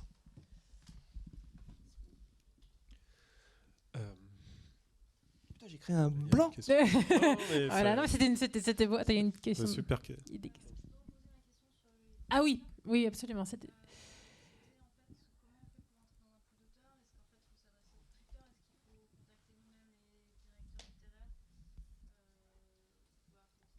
Pour rentrer dans une room ou pour rentrer ou pour pitcher des projets? Ah non, pitcher des projets, on va voir les prods direct. Non, c'est vraiment plus pour bosser sur des projets qui sont pas les nôtres. Ouais, c'est du réseau. Ouais, vraiment, c'est vraiment du réseau. Donc, alors, soit en effet, vous pouvez envoyer vos CV au producteur ou au directeur de collection si vous avez réussi à les identifier. En disant moi j'ai envie de travailler, de faire de la room, etc.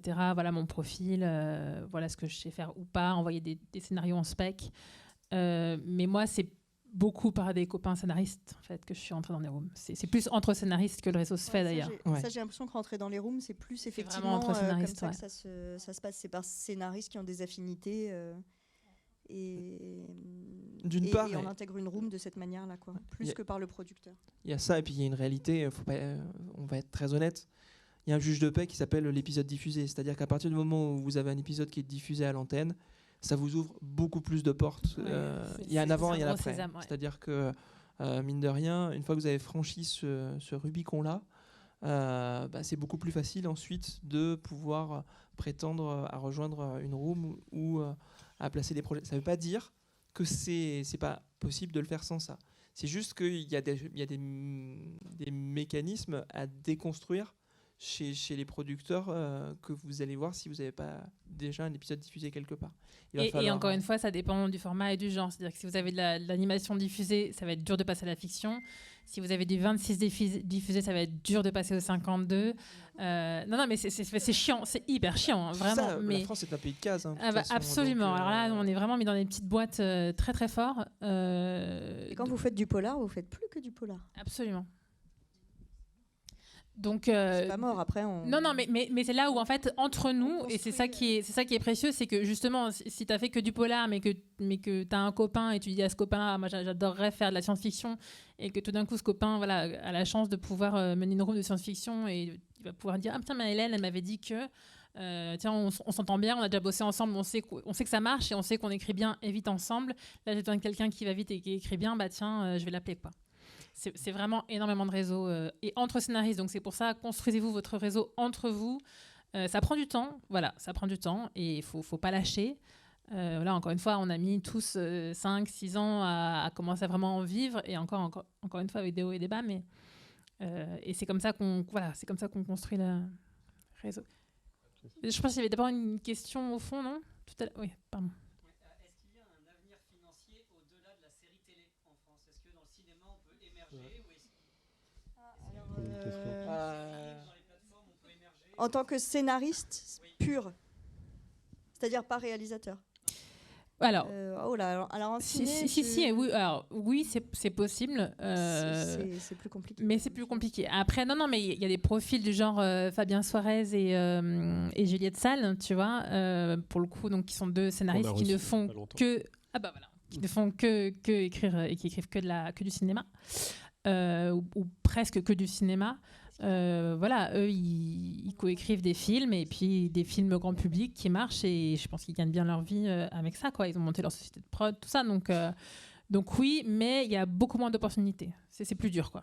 Je pense que c'est lié aussi au fait qu'on est dans un pays de l'auteur-réalisateur. C'est lié au fait qu'on est dans un pays de l'auteur-réalisateur. C'est lié au fait que les aides, souvent, au cinéma, sont moins reversées à l'écriture, mais plus à la production, tout ça. Donc, c'est pas tout à fait les mêmes créneaux. Et puis écrire un film, ça prend beaucoup plus de temps. C'est pas les mêmes. Un film ciné, ça prend beaucoup plus de temps qu'écrire pour la télé, en fait. Donc la télé, le rythme est assez rapide, et on peut aller de projet en projet. Quand on est sur un projet cinéma qui nous prend vachement de temps et qui se développe sur 3 à 4 ans, c'est pas parce que ça dure 3-4 ans qu'on va gagner plus d'argent. Et je crois qu'en plus en ciné, c'est au premier tour de manivelle. Alors en cinéma, c'est encore autre chose. C'est-à-dire qu'il y a la grosse échéance. En fait, en cinéma, sur vos contrats cinéma, la moitié, c'est pour l'écriture en amont, et la moitié, c'est une fois que le tournage commence. C'est-à-dire une fois que le film est financé. Et pour qu'un film soit financé, c'est aujourd'hui de plus en plus compliqué. Donc il y a vraiment un truc un peu frustrant de vraiment, on touche que la moitié de ce que notre travail vaut au cinéma. Si on est vraiment concret. Donc ça, c'est aussi un peu complexe en termes de vie de tous les jours et d'ego, mais c'est possible. Hein. Il y a des scénaristes de cinéma qui vivent que du cinéma et qui arrivent. Après, est-ce que l'avenir du cinéma est assuré? Je n'irai pas jusqu'à m'avancer là-dessus, j'en sais rien. Mais après, c'est des réseaux qui sont très différents des réseaux de télé, et du côté des scénaristes, et du côté des producteurs, et du côté des agents aussi, parce qu'il y a des agents qui ont un réseau télé, pas forcément un réseau ciné. Et d'autres qui ont un réseau ciné et pas forcément un réseau télé aussi développé, quoi. Je crois que c'est pas être, hyper offensif que de dire que l'industrie de la télé en France, elle a encore besoin de gagner en maturité à différents niveaux pour justement voir comment on renouvelle la nécessité d'action, comment on fait en sorte que les enjeux soient forts, sans nécessairement passer par un meurtre, une enquête, etc. Parce qu'en fait, pourquoi est-ce qu'il y a tant de polars à la télé aujourd'hui? C'est parce que c'est la façon la plus simple de répondre à la question de la nécessité d'action du personnage. Et c'est un peu déprimant, on va pas se mentir, mais il y aurait besoin de renouveler ça. Et aujourd'hui, j'ai pas la sensation que les chaînes soient dans une optique particulièrement risquée. J'avais un rendez-vous avec un producteur juste avant de venir, et c'est marrant parce que c'est le premier producteur que j'entends qui me dit nous, on n'a pas une stratégie offensive du tout, on n'a pas envie d'aller voir les plateformes. La première fois que j'entendais ça, parce que tout le monde te dit ah ouais, nous on est des producteurs. Non, il y en a de plus en plus. Ah ouais, en fait. c'est ça. Ils veulent pas aller voir Netflix. Et en fait, mais en fait, les plateformes de manière générale, en me disant voilà, ils nous ont envoyé du rêve au début, tout le monde il y a 4 ans s'est précipité en me disant là, les plateformes ça va être le futur, etc. machin, et qui en fait se rendent compte que chez France Télé, on est aussi bien traités en fait. Et ça vient aussi du fait que sur les plateformes, les projets peuvent être débranchés très très vite.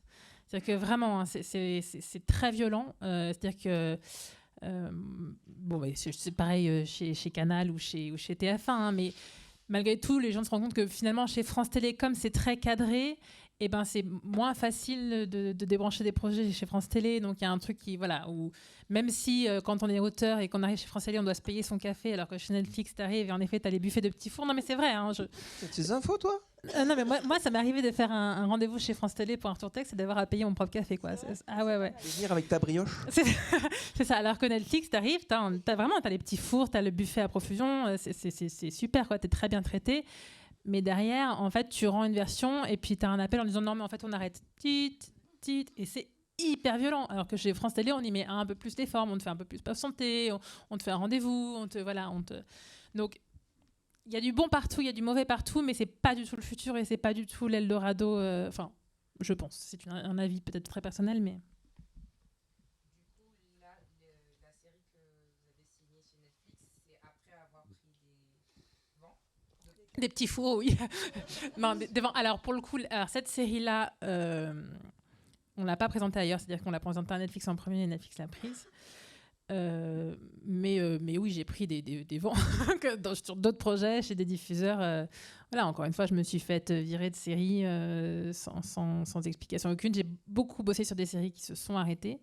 C'est-à-dire, on développe, on écrit un pilote, on écrit des arches, on passe 3 mois en atelier, et puis finalement, la série n'est pas greenlightée, quoi. Donc, c'est pas du travail pour rien, parce qu'on apprend, parce qu'on rencontre des gens. C'est ce qu'on essaie de se dire quand ça s'arrête, quoi. Non, mais c'était pas pour rien. Mais voilà, c'est vraiment le chemin classique, encore une fois, de 9 projets sur 10. Hein. Quand on fait la liste de tous les projets, moi je commence à en avoir pas mal sur mon petit tableau Excel de projets, vive les tableaux Excel. Sur le nombre de projets, alors heureusement il y a le FAIA, où tout d'un coup tu as un projet qui est sauvé par un petit FAIA par-ci, un petit FAIA par-là, donc voilà, au moins le projet c'est financé, quoi. Mais ouais, 9 projets sur 10 se font pas. Alors peut-être que je suis juste une très mauvaise scénariste, hein, j'en sais rien, c'est possible aussi. Mais voilà, c'est la réalité du métier. C'est-à-dire que les prods prennent en option énormément de projets qui vont présenter et pitcher à des chaînes. Les chaînes, ils ont des cases télé limitées. Ils ont, alors, je sais pas, peut-être que tu sauras mieux dire combien de cases fiction il y a, genre sur TF1 ou sur France 2, je sais pas, mais c'est limité, donc ils peuvent pas prendre énormément de séries. Mais ils en développent aussi plus que ce qu'ils ne peuvent en prendre, pour voir. Les projets leur plaisent. Souvent, ils prennent, chez France Télé, ils doivent développer, je sais pas, je pense qu'ils financent 40 séries, il y en a que 15 qui se font au final. C'est plus. Hein. Oui, TF1, ça doit être un peu plus, mais voilà, enfin, peut-être que les chiffres sont pas bons, peut-être que je m'avance vraiment sur les chiffres, mais dans le ratio, il y a ça, c'est-à-dire que en fait, c'est ça qui est un peu terrible avec ce métier, c'est que, mais qui est encore une fois un super métier, je suis pas là pour vous déprimer, mais c'est qu'à fait, à tout moment, ça peut s'arrêter, donc faut vraiment vivre le moment quand il est là, quoi. Faut vraiment vivre les petites victoires quand elles sont là, parce que ça peut s'arrêter à tout moment. Donc quand vous travaillez sur un projet que vous aimez écrire, kiffez à écrire. Pensez pas à l'après, pensez pas à quand ça sera diffusé, même si pensez pas à l'Oscar ou au César que vous allez recevoir pour ce super projet, parce qu'il y a tellement d'étapes à franchir avant ça, que juste kiffez écrire, kiffez coécrire, kiffez déboucher le champagne quand vous signez une option, et juste prenez ce qu'il y a à prendre, quoi. Et après, si ça va jusqu'au bout, mais c'est super, et tant mieux, et on sera tous heureux pour vous. Mais il y a un moment où c'est quand même... En fait, le mot-clé, c'est que faut dire le mot, c'est une industrie. À partir de là, il y a des choix qui sont objectifs, qui sont argumentés, et puis il y a d'autres choix qui répondent à une logique qui nous dépasse. Et comme on est au carrefour entre l'artistique et l'industrie, pour que ça marche, il faut être le plus sincère possible. C'est pas parce que vous êtes sincère que ça va fonctionner. Donc c'est très compliqué de trouver le bon positionnement. Mais voilà, il faut le savoir d'entrée de jeu qu'on met le pied dans une industrie. Voilà. Merci. Ah oui, pardon, Béa. Oui, je voulais savoir actuellement ce que vous trouvez toujours le plus dur à écrire, le plus dur à faire techniquement dans l'écriture. Qu'est-ce qui est le plus dur à écrire ? Pour vous, au stade où vous en êtes aujourd'hui, oui. Le pitch. C'est marrant ça. À chaque fois que tu me le dis, ça me... Bref. Non, parce qu'en fait, c'est là où on commence à créer l'entonnoir de l'histoire, en fait. Donc c'est là qu'on se... Pour moi, mais je parle de pitch de polar, hein, je parle pas de... C'est là où tout est possible, où il faut commencer à faire des choix. Et en fait, on sait jamais si on est en train de faire un choix qui va porter ses fruits ou pas, donc je trouve ça toujours un peu vertigineux. En même temps, c'est le moment où c'est le plus créatif et où on sort toutes les idées, c'est ça qui est fun, mais la partie de construction, Lego, moi personnellement me satisfait un peu enfin, est plus simple en fait à vivre. La partie pitch, parfois il y a un truc trop vertigineux. Alors moi c'est l'inverse justement. Moi le pitch j'adore ça, le dialoguer c'est mon kiff, mais alors la construction ça va mieux, mais à une époque c'était une souffrance. Mais alors Quand vous arrivez à votre 4e version, vous dites ah bah ça marche toujours pas, vous êtes là. Enfin, Plus que la structure, je dirais la réécriture. Hein. C'est terrible parce qu'on est dans un métier où écrire, c'est réécrire, mais alors moi, je déteste réécrire. C'est vraiment un truc où quand un truc est fait, est fini, t'écris le mot fin et ça marche. Il faut que ça soit bien. Hein. Et c'est bien et ça marche. Quand on dit ouais, alors oui, c'est vrai que ça marche et c'est pas mal, mais il faut changer ça. Et alors, faut se remettre. Alors, je trouve que l'action de se remettre à réécrire, c'est horrible. Non, le truc qui est horrible, c'est quand tu fais un débrief, on te dit ouais, faut juste changer ce truc. Mais comme c'est un Mikado, vous bougez une pièce, brum, tout redescend, fait putain de merde. Mais c'est simple, c'est juste en page 23. Non, mais le truc, c'est que tu sors de la réunion, fait ouais, c'est simple. T'arrives chez toi dans ton ordi, c'est pas du tout simple, putain. Et c'est l'enfer. Et tout remonter, quoi, c'est ça. Moi, j'adore ces moments-là, en fait. Ces moments où on dit non, alors ça marche pas. Ah ouais, mais alors attends, parce que si on fait ça, du coup, il se passe ça, on peut refaire ça. J'adore. Bon, chacun est différent. Moi, par contre, tu vois, dans la réécriture, juste le truc, je crois vachement à une phrase de Benjamin Dupas qui disait en fait le truc qui est génial dans notre métier, c'est qu'il nous oblige à être tout le temps meilleur. C'est-à-dire qu'on dit ah j'ai fait une super version, on vous fait un retour, vous changez des trucs, et en fait c'est encore mieux après. Ah ouais, moi je suis une grosse fainéante en fait, je crois. Non, mais c'est juste. Si, j'avoue, vraiment, moi je suis économie du moindre effort. Et j'ai une question un peu large, mais si vous deviez, parce qu'on s'adresse à des gens qui sont à séquence 7, si vous deviez reprendre à zéro aujourd'hui et que vous étiez, avec tout ce que vous savez sur le métier actuellement, si vous deviez démarrer votre carrière aujourd'hui, que vous partiez de zéro, qu'est-ce que vous feriez ? Quelles seraient les étapes ? Finir à séquence 7 plus tôt, comme on a dit. Bah, c'est ça, en fait. Non, mais moi, j'aurais arrêté mon job d'avant plus tôt. Mais c'est dur. Mais c'est dur et en même temps, je sais pas si j'aurais eu la maturité 2 ans plus tôt de me lancer comme ça, en fait. Non, mais après, sur le process d'être arrivé à séquence 7 et de la manière dont j'ai procédé, moi, je changerais pas grand-chose. Parce que chaque étape, même si parfois elle était longue et douloureuse, permettait de passer un peu à l'étape d'après, en fait. Mais c'est comme écrire. Il y a des moments où il faut laisser reposer les choses, un texte, pour retrouver un regard neuf et pouvoir continuer à avancer dessus. Et j'ai l'impression que construire une carrière, mais avancer dans sa carrière de scénariste, ça peut pas se faire sans qu'il y ait des moments de vide et des moments de creux, quoi. Donc je vois pas ce que je pourrais faire différemment de mieux. Faut les accepter, les moments de creux. Je pense que j'aurais proposé plus d'idées, fait plus de projets différents. Des fois, tu restes sur un projet et puis tu veux le reprendre jusqu'à ce qu'il soit vraiment bien. Tu passes des mois dessus, puis finalement, tu as une autre idée et au bout d'une semaine, tu as un document qui est meilleur sur un autre projet. Tu fais... Oui, mais c'est parce que tu as passé des heures et des jours sur un projet que tu t'es pris la tête dessus et du coup, quelque part, il y a quelque chose qui s'est libéré pour un autre projet. Enfin, tu peux pas te dire que tu l'aurais arrêté plus tôt et fait un autre projet. Mais en fait, t'en sais rien. C'est un processus. Tous ces moments de galère, c'est des compétences qu'on acquiert aussi, quoi. Ouais, bien sûr. Bah, c'est quand tu butes que tu apprends, en fait. Hein. On croirait une phrase de serial killer, mais bon.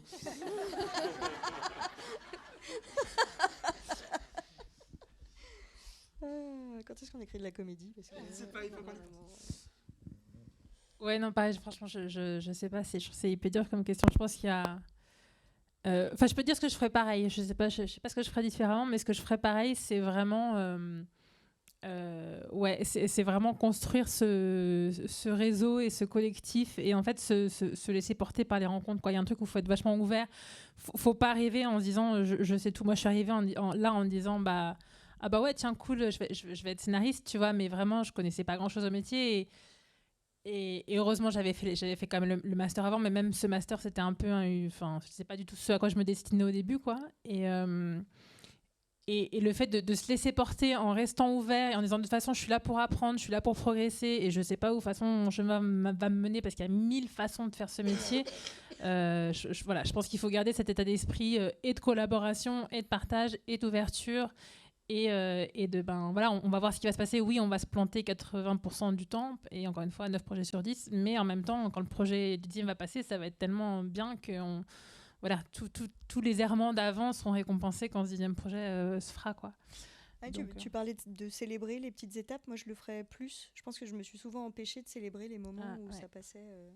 À un moment donné, je me suis dit un truc, c'est que je me faisais un petit cadeau à chaque fois que j'arrivais. Ouais, non, mais carrément. Et en fait, ça nous force à le célébrer, vraiment les petites victoires, quoi.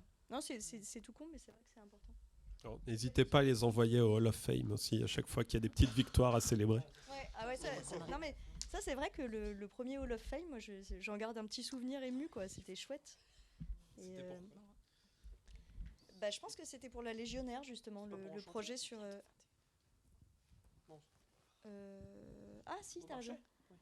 Ah oui, si. Pardon. Très bien. C'est mon biographe en fait. Oui, non, mais c'est bon. c'était pour la subvention Beaumarchais. Ouais. Là, mais la première option c'était. Non, mais la première option, je sais pas, il y avait une étape pro en fait, plus pro dans ma tête avec la première option qu'avec la subvention. Là, il nous reste encore une dizaine de minutes, donc posez vos questions et puis je ferai une petite phrase de conclusion. Je vous poserai une ultime question. Je voulais vous demander si vous connaissez des passerelles un peu concrètes pour pouvoir mettre les pieds dans les systèmes internationaux, notamment américains, les rooms, tout ça. Je sais qu'il y a Boulevard des séries qui existent, mais je sais, est-ce que vous savez à quel point ça aboutit concrètement et est-ce qu'il y a des success stories dans ce sens? Non. Non, mais enfin. Voir du côté de Céline avec Serialize. Ouais. Céline de Cox. Non, il y a Serialize, mais même. Non, mais pour le coup, il y a eu un super podcast qui est sorti il n'y a pas longtemps où ils ont interviewé pas mal de gens qui étaient partis justement à UCLA. Je me demande si c'est pas un podcast de la Guilde. La Cité des scénaristes, oui, pardon, excusez-moi, la Cité. C'est la Cité des scénaristes, voilà. Et pour le coup, donc, c'était des gens qui vraiment étaient partis à UCLA seuls faire une année d'études de scénario là-bas. Et c'était hyper intéressant ce qui racontait notamment qu'en fait, si tu veux travailler aux États-Unis, faut partir travailler aux États-Unis, point barre, quoi. Il ne faut pas essayer d'être français et de faire une carrière là-bas et de revenir et je sais pas quoi. En fait, il faut juste s'intégrer parce que le modèle américain est fait de telle sorte qu'en fait, si tu veux être scénariste, c'est tout un process qui prend des années. Et que en fait tu peux pas juste y aller un an et revenir et voilà quoi. C'est vraiment un truc où il faut juste s'installer là-bas et vivre là-bas à jamais. J'exagère un peu, mais c'est un peu ça quoi. Est-ce que la Belgique fait partie de l'international? Parce que pour le coup, il y a quand même des choses qui se font avec la RTBF. Moi j'ai collaboré avec un co-auteur belge et du coup on a déposé un dossier à un moment donné à la RTBF. La RTS aussi, mais un peu moins, ouais. C'est la Suisse. La Suisse, ouais. Après, voilà, il y a Serialize, qui est donc une formation à Berlin pendant un an, qui pour le coup ouvre beaucoup à l'international. Moi, je sais que les gens que je connais qui ont fait Serialize, soit ils s'installent à Berlin et ils font carrière à Berlin, soit ils reviennent à Paris, ils font carrière à Paris. Alors peut-être en effet sur des copros, mais même, moi, mon expérience des copros, mais je pense que c'est une masterclass en soi, les copros, hein, mais...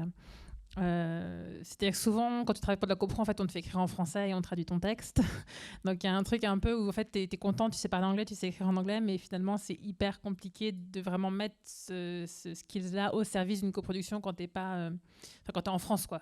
Bon, mais après peut-être que c'est une dire absolument le contraire, donc mais voilà, moi qui écris en anglais et qui travaille sur de la copro, en fait on me fait écrire en français quoi, donc ça, au bout d'un moment tu te dis bon bah ok, voilà.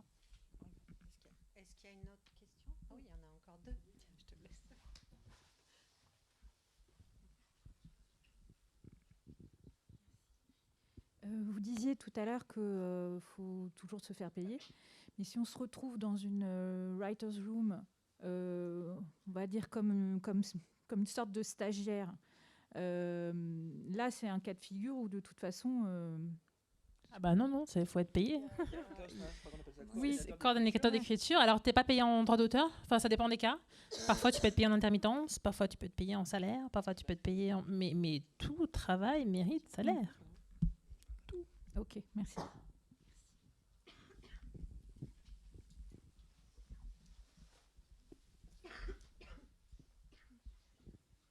Du coup, c'est une question argent. Parce que j'ai quelques petites phrases qui m'ont un peu effrayée quand vous avez dit ouais, on a mis tous 5-6 ans avant d'en vivre, mais entre-temps, tout travail mérite salaire, mais en même temps, c'est un employeur. Donc, je voudrais savoir, bon, a priori, j'ai compris que toi, tu avais travaillé à l'Express entre-temps et que... Oui, pigiste, ok. Mais voilà, qu'est-ce que vous avez dû faire comme... side hustle, j'ai envie de dire, comme job qui vous ont aidé en fait finalement à développer aussi vos compétences, et notamment pourquoi je pense à ça, c'est parce que il me semble que les gens qui font, par exemple, à Nanterre ou des trucs comme ça, on leur demande de faire des stages en prod et donc de voir l'autre côté du truc. Donc moi, je veux savoir en gros si c'était dans votre cas où vous êtes aujourd'hui scénariste, c'est ce que vous vouliez faire. Vous avez dû passer par la prod ou je ne sais pas, la réal ou d'autres choses, quoi. Alors non, dans le sens où donc moi j'ai gardé mon boulot alimentaire quand même pas mal de temps après. Je l'ai gardé 4 ans, j'ai gardé un boulot alimentaire à mi-temps. J'étais hôtesse d'accueil. Voilà, c'est un boulot alimentaire, voilà, hôtesse d'accueil, super boulot. Non mais on apprend, de toute façon, c'est vraiment. En plus, j'ai eu la chance de le faire en partie dans une rédaction chez Jeune Afrique où voilà, j'ai rencontré des journalistes, c'était cool quoi. Ben oui. Abdel Raoul Defri. Enfin bref. Après, il y a des boulots en effet, par exemple la lecture, être lecteur de scénarios. Ça, c'est typiquement le genre de boulot que vous pouvez faire, qui vous apprend énormément parce que lire des scénarios, c'est hyper formateur. C'est pas très bien payé, mais vous pouvez obtenir un statut d'intermittent avec, parfois. Donc ça, c'est le genre de boulot qui peut être vachement... qui aide vraiment, quoi. Bon, c'est pas facile de trouver parfois des gigs, comme on dit, mais... Des jobs, quoi. Mais pour le coup, voilà, les lecteurs de scénarios, ça peut être le genre de boulot. Après, travailler en prod, pourquoi pas. Moi, je connais des scénaristes qui ont fait de la prod avant. C'est toujours... Quel type de poste sur de la direction littéraire, souvent. De la direction littéraire. Ouais. Oui, c'est ça, la direction littéraire. Après, c'est pareil, la transition, parfois, n'est pas facile à faire parce qu'on se dit, c'est un peu facile, le directeur littéraire, il se croit scénariste. Alors, parfois, ils le sont vraiment. Parfois, ils ne le sont pas. Voilà. Et oui, c'est vraiment la direction littéraire, c'est du suivi de texte, c'est des retours, il faut être calé en dramaturgie, voilà, ça ne s'invente pas non plus, la direction littéraire. Ce que je veux dire, c'est qu'en fait, des fois, tu as des directeurs littéraires. T'as un micro dans la main. Non, mais il est éteint. Ah, pardon. Non, mais des fois, la difficulté avec les directeurs littéraires, c'est... les bons directeurs littéraires, c'est ceux qui t'aident à travailler sur ton texte. C'est pas le texte qu'ils auraient voulu écrire. Et c'est la différence, quoi.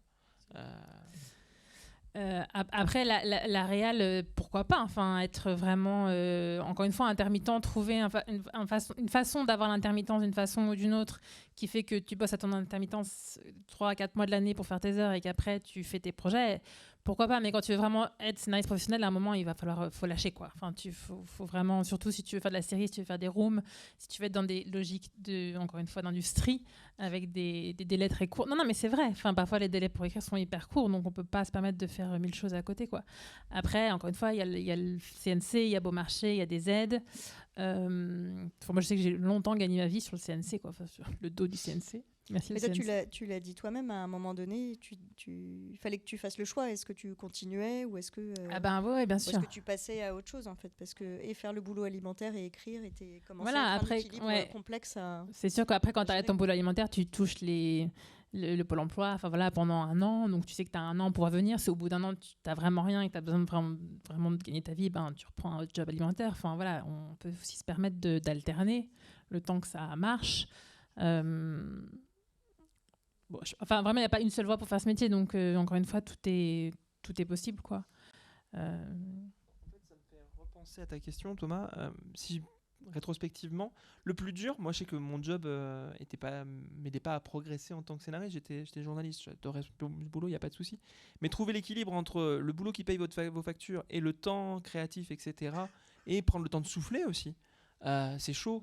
Ouais. Moi, ça a duré 5 ans parce que je pense qu'il y a des moments, je pensais plus à payer mon loyer que à vraiment trouver du temps pour bosser sur mes projets. Et je me rappelle, j'ai été pendant 10 ans enseignant vacataire en école de journalisme, et je suis tombé sur un de mes anciens étudiants en 2014 ou 2015, et il me demande comment ça va. Je dis je continue à piger et à essayer de devenir scénariste. Et il m'a regardé, il fait, ça fait 3 ans que j'entends ça, avec un petit sourire. Et il était cool en plus, c'était un étudiant que j'aime bien, mais sur le coup, tu dis ouais, d'accord, bon, t'envoies un signal en mode ok, et c'est pas évident. Et le jour où j'ai signé mon premier dialogué, vous tendez pendant 5 ans vers cet objectif, et du jour au lendemain, vous arrivez à votre premier texte, waouh, il y a quelque chose d'un peu irréel, quoi. Et pourtant, rien n'avait changé dans la journée, quoi. C'est assez ouf.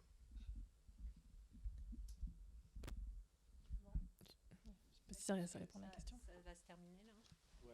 Ouais. Alors j'ai une. Voilà déjà. Merci. Et surtout, aussi, ce que vous avez, ce qu'on demande souvent, un dernier petit conseil pour clore tout ça avec lequel chacun peut partir. Si vous avez quelque chose, vous n'êtes pas du tout obligé. Hein. C'est au cas où. Vous avez déjà dit beaucoup et vous nous avez déjà dit beaucoup de choses qu'on peut garder. Mais est-ce qu'il y a une chose qui vous semble vraiment importante ? Écrire tous les jours, en fait. Moi, je dirais ça. Pas que, parce que mine de rien, en tant que scénariste... Ouais, on se complète. Non mais tu vas voir, laisse-moi finir. Non, ce que je veux dire, je suis d'accord, écrire tous les jours, mais aussi prenez le temps, on est des éponges, donc prenez le temps de regarder des choses, de vous nourrir, parce que mine de rien, le fait de prendre du temps à regarder des œuvres, à lire des choses, etc. Bref, des fois, la meilleure façon de bosser, c'est en ne bossant pas. Je veux dire par là, en prenant le temps de vous nourrir. Ne culpabilisez pas si vous ne bossez pas. Vraiment, il y a un truc. Ouais. Non mais vraiment. C'est vachement important. Non, mais c'est vrai. Parce que mine de rien, comme on est des éponges, quand vous êtes vraiment sec et que vous devez sortir quelque chose, et en fait il faut. Non, moi mon conseil. C'est vrai. Non, mon conseil est un double conseil, un double. C'est d'abord apprenez à vous connaître vous-même, parce que c'est vraiment un métier où il faut se connaître soi-même, quoi. Que ce soit dans ses mécaniques de travail, dans ce qu'on aime écrire, dans voilà, comment est-ce qu'on fonctionne, comment est-ce qu'on prend aussi le rejet, est-ce qu'on est capable de dépasser les... Enfin, tout ça, il faut vraiment... Alors, c'est en vivant qu'on apprend à se connaître, hein, mais apprenez à vous connaître. Faites une psychothérapie. Ça aide beaucoup. Non, mais c'est vrai. Pour le coup, ou prenez un agent qui peut aussi faire psychothérapeute. Surtout, ça va durer. Hein. C'est-à-dire que tous les jours... Non, mais une petite enveloppe pour le psy de côté. Non, mais... et non, donc apprenez à vous connaître vous-même et restez en lien, quoi. Vraiment, restez en lien. Vraiment, vraiment, vraiment. Merci beaucoup. Merci vraiment, merci beaucoup. Hein. On n'a plus qu'à aller manger, boire des verres, et vous aussi. Hein. On va juste faire une photo.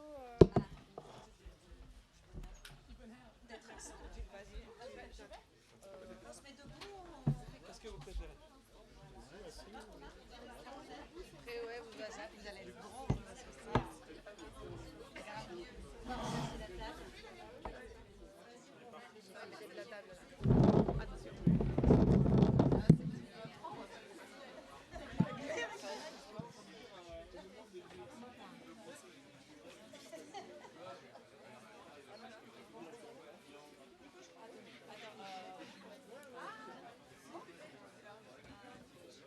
J'ai fait une autre après.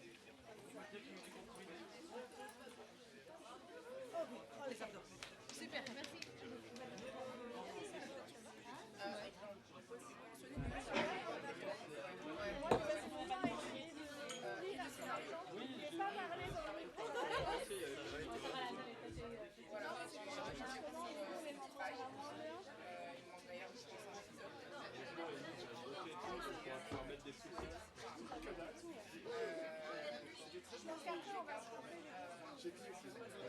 Pour les agents,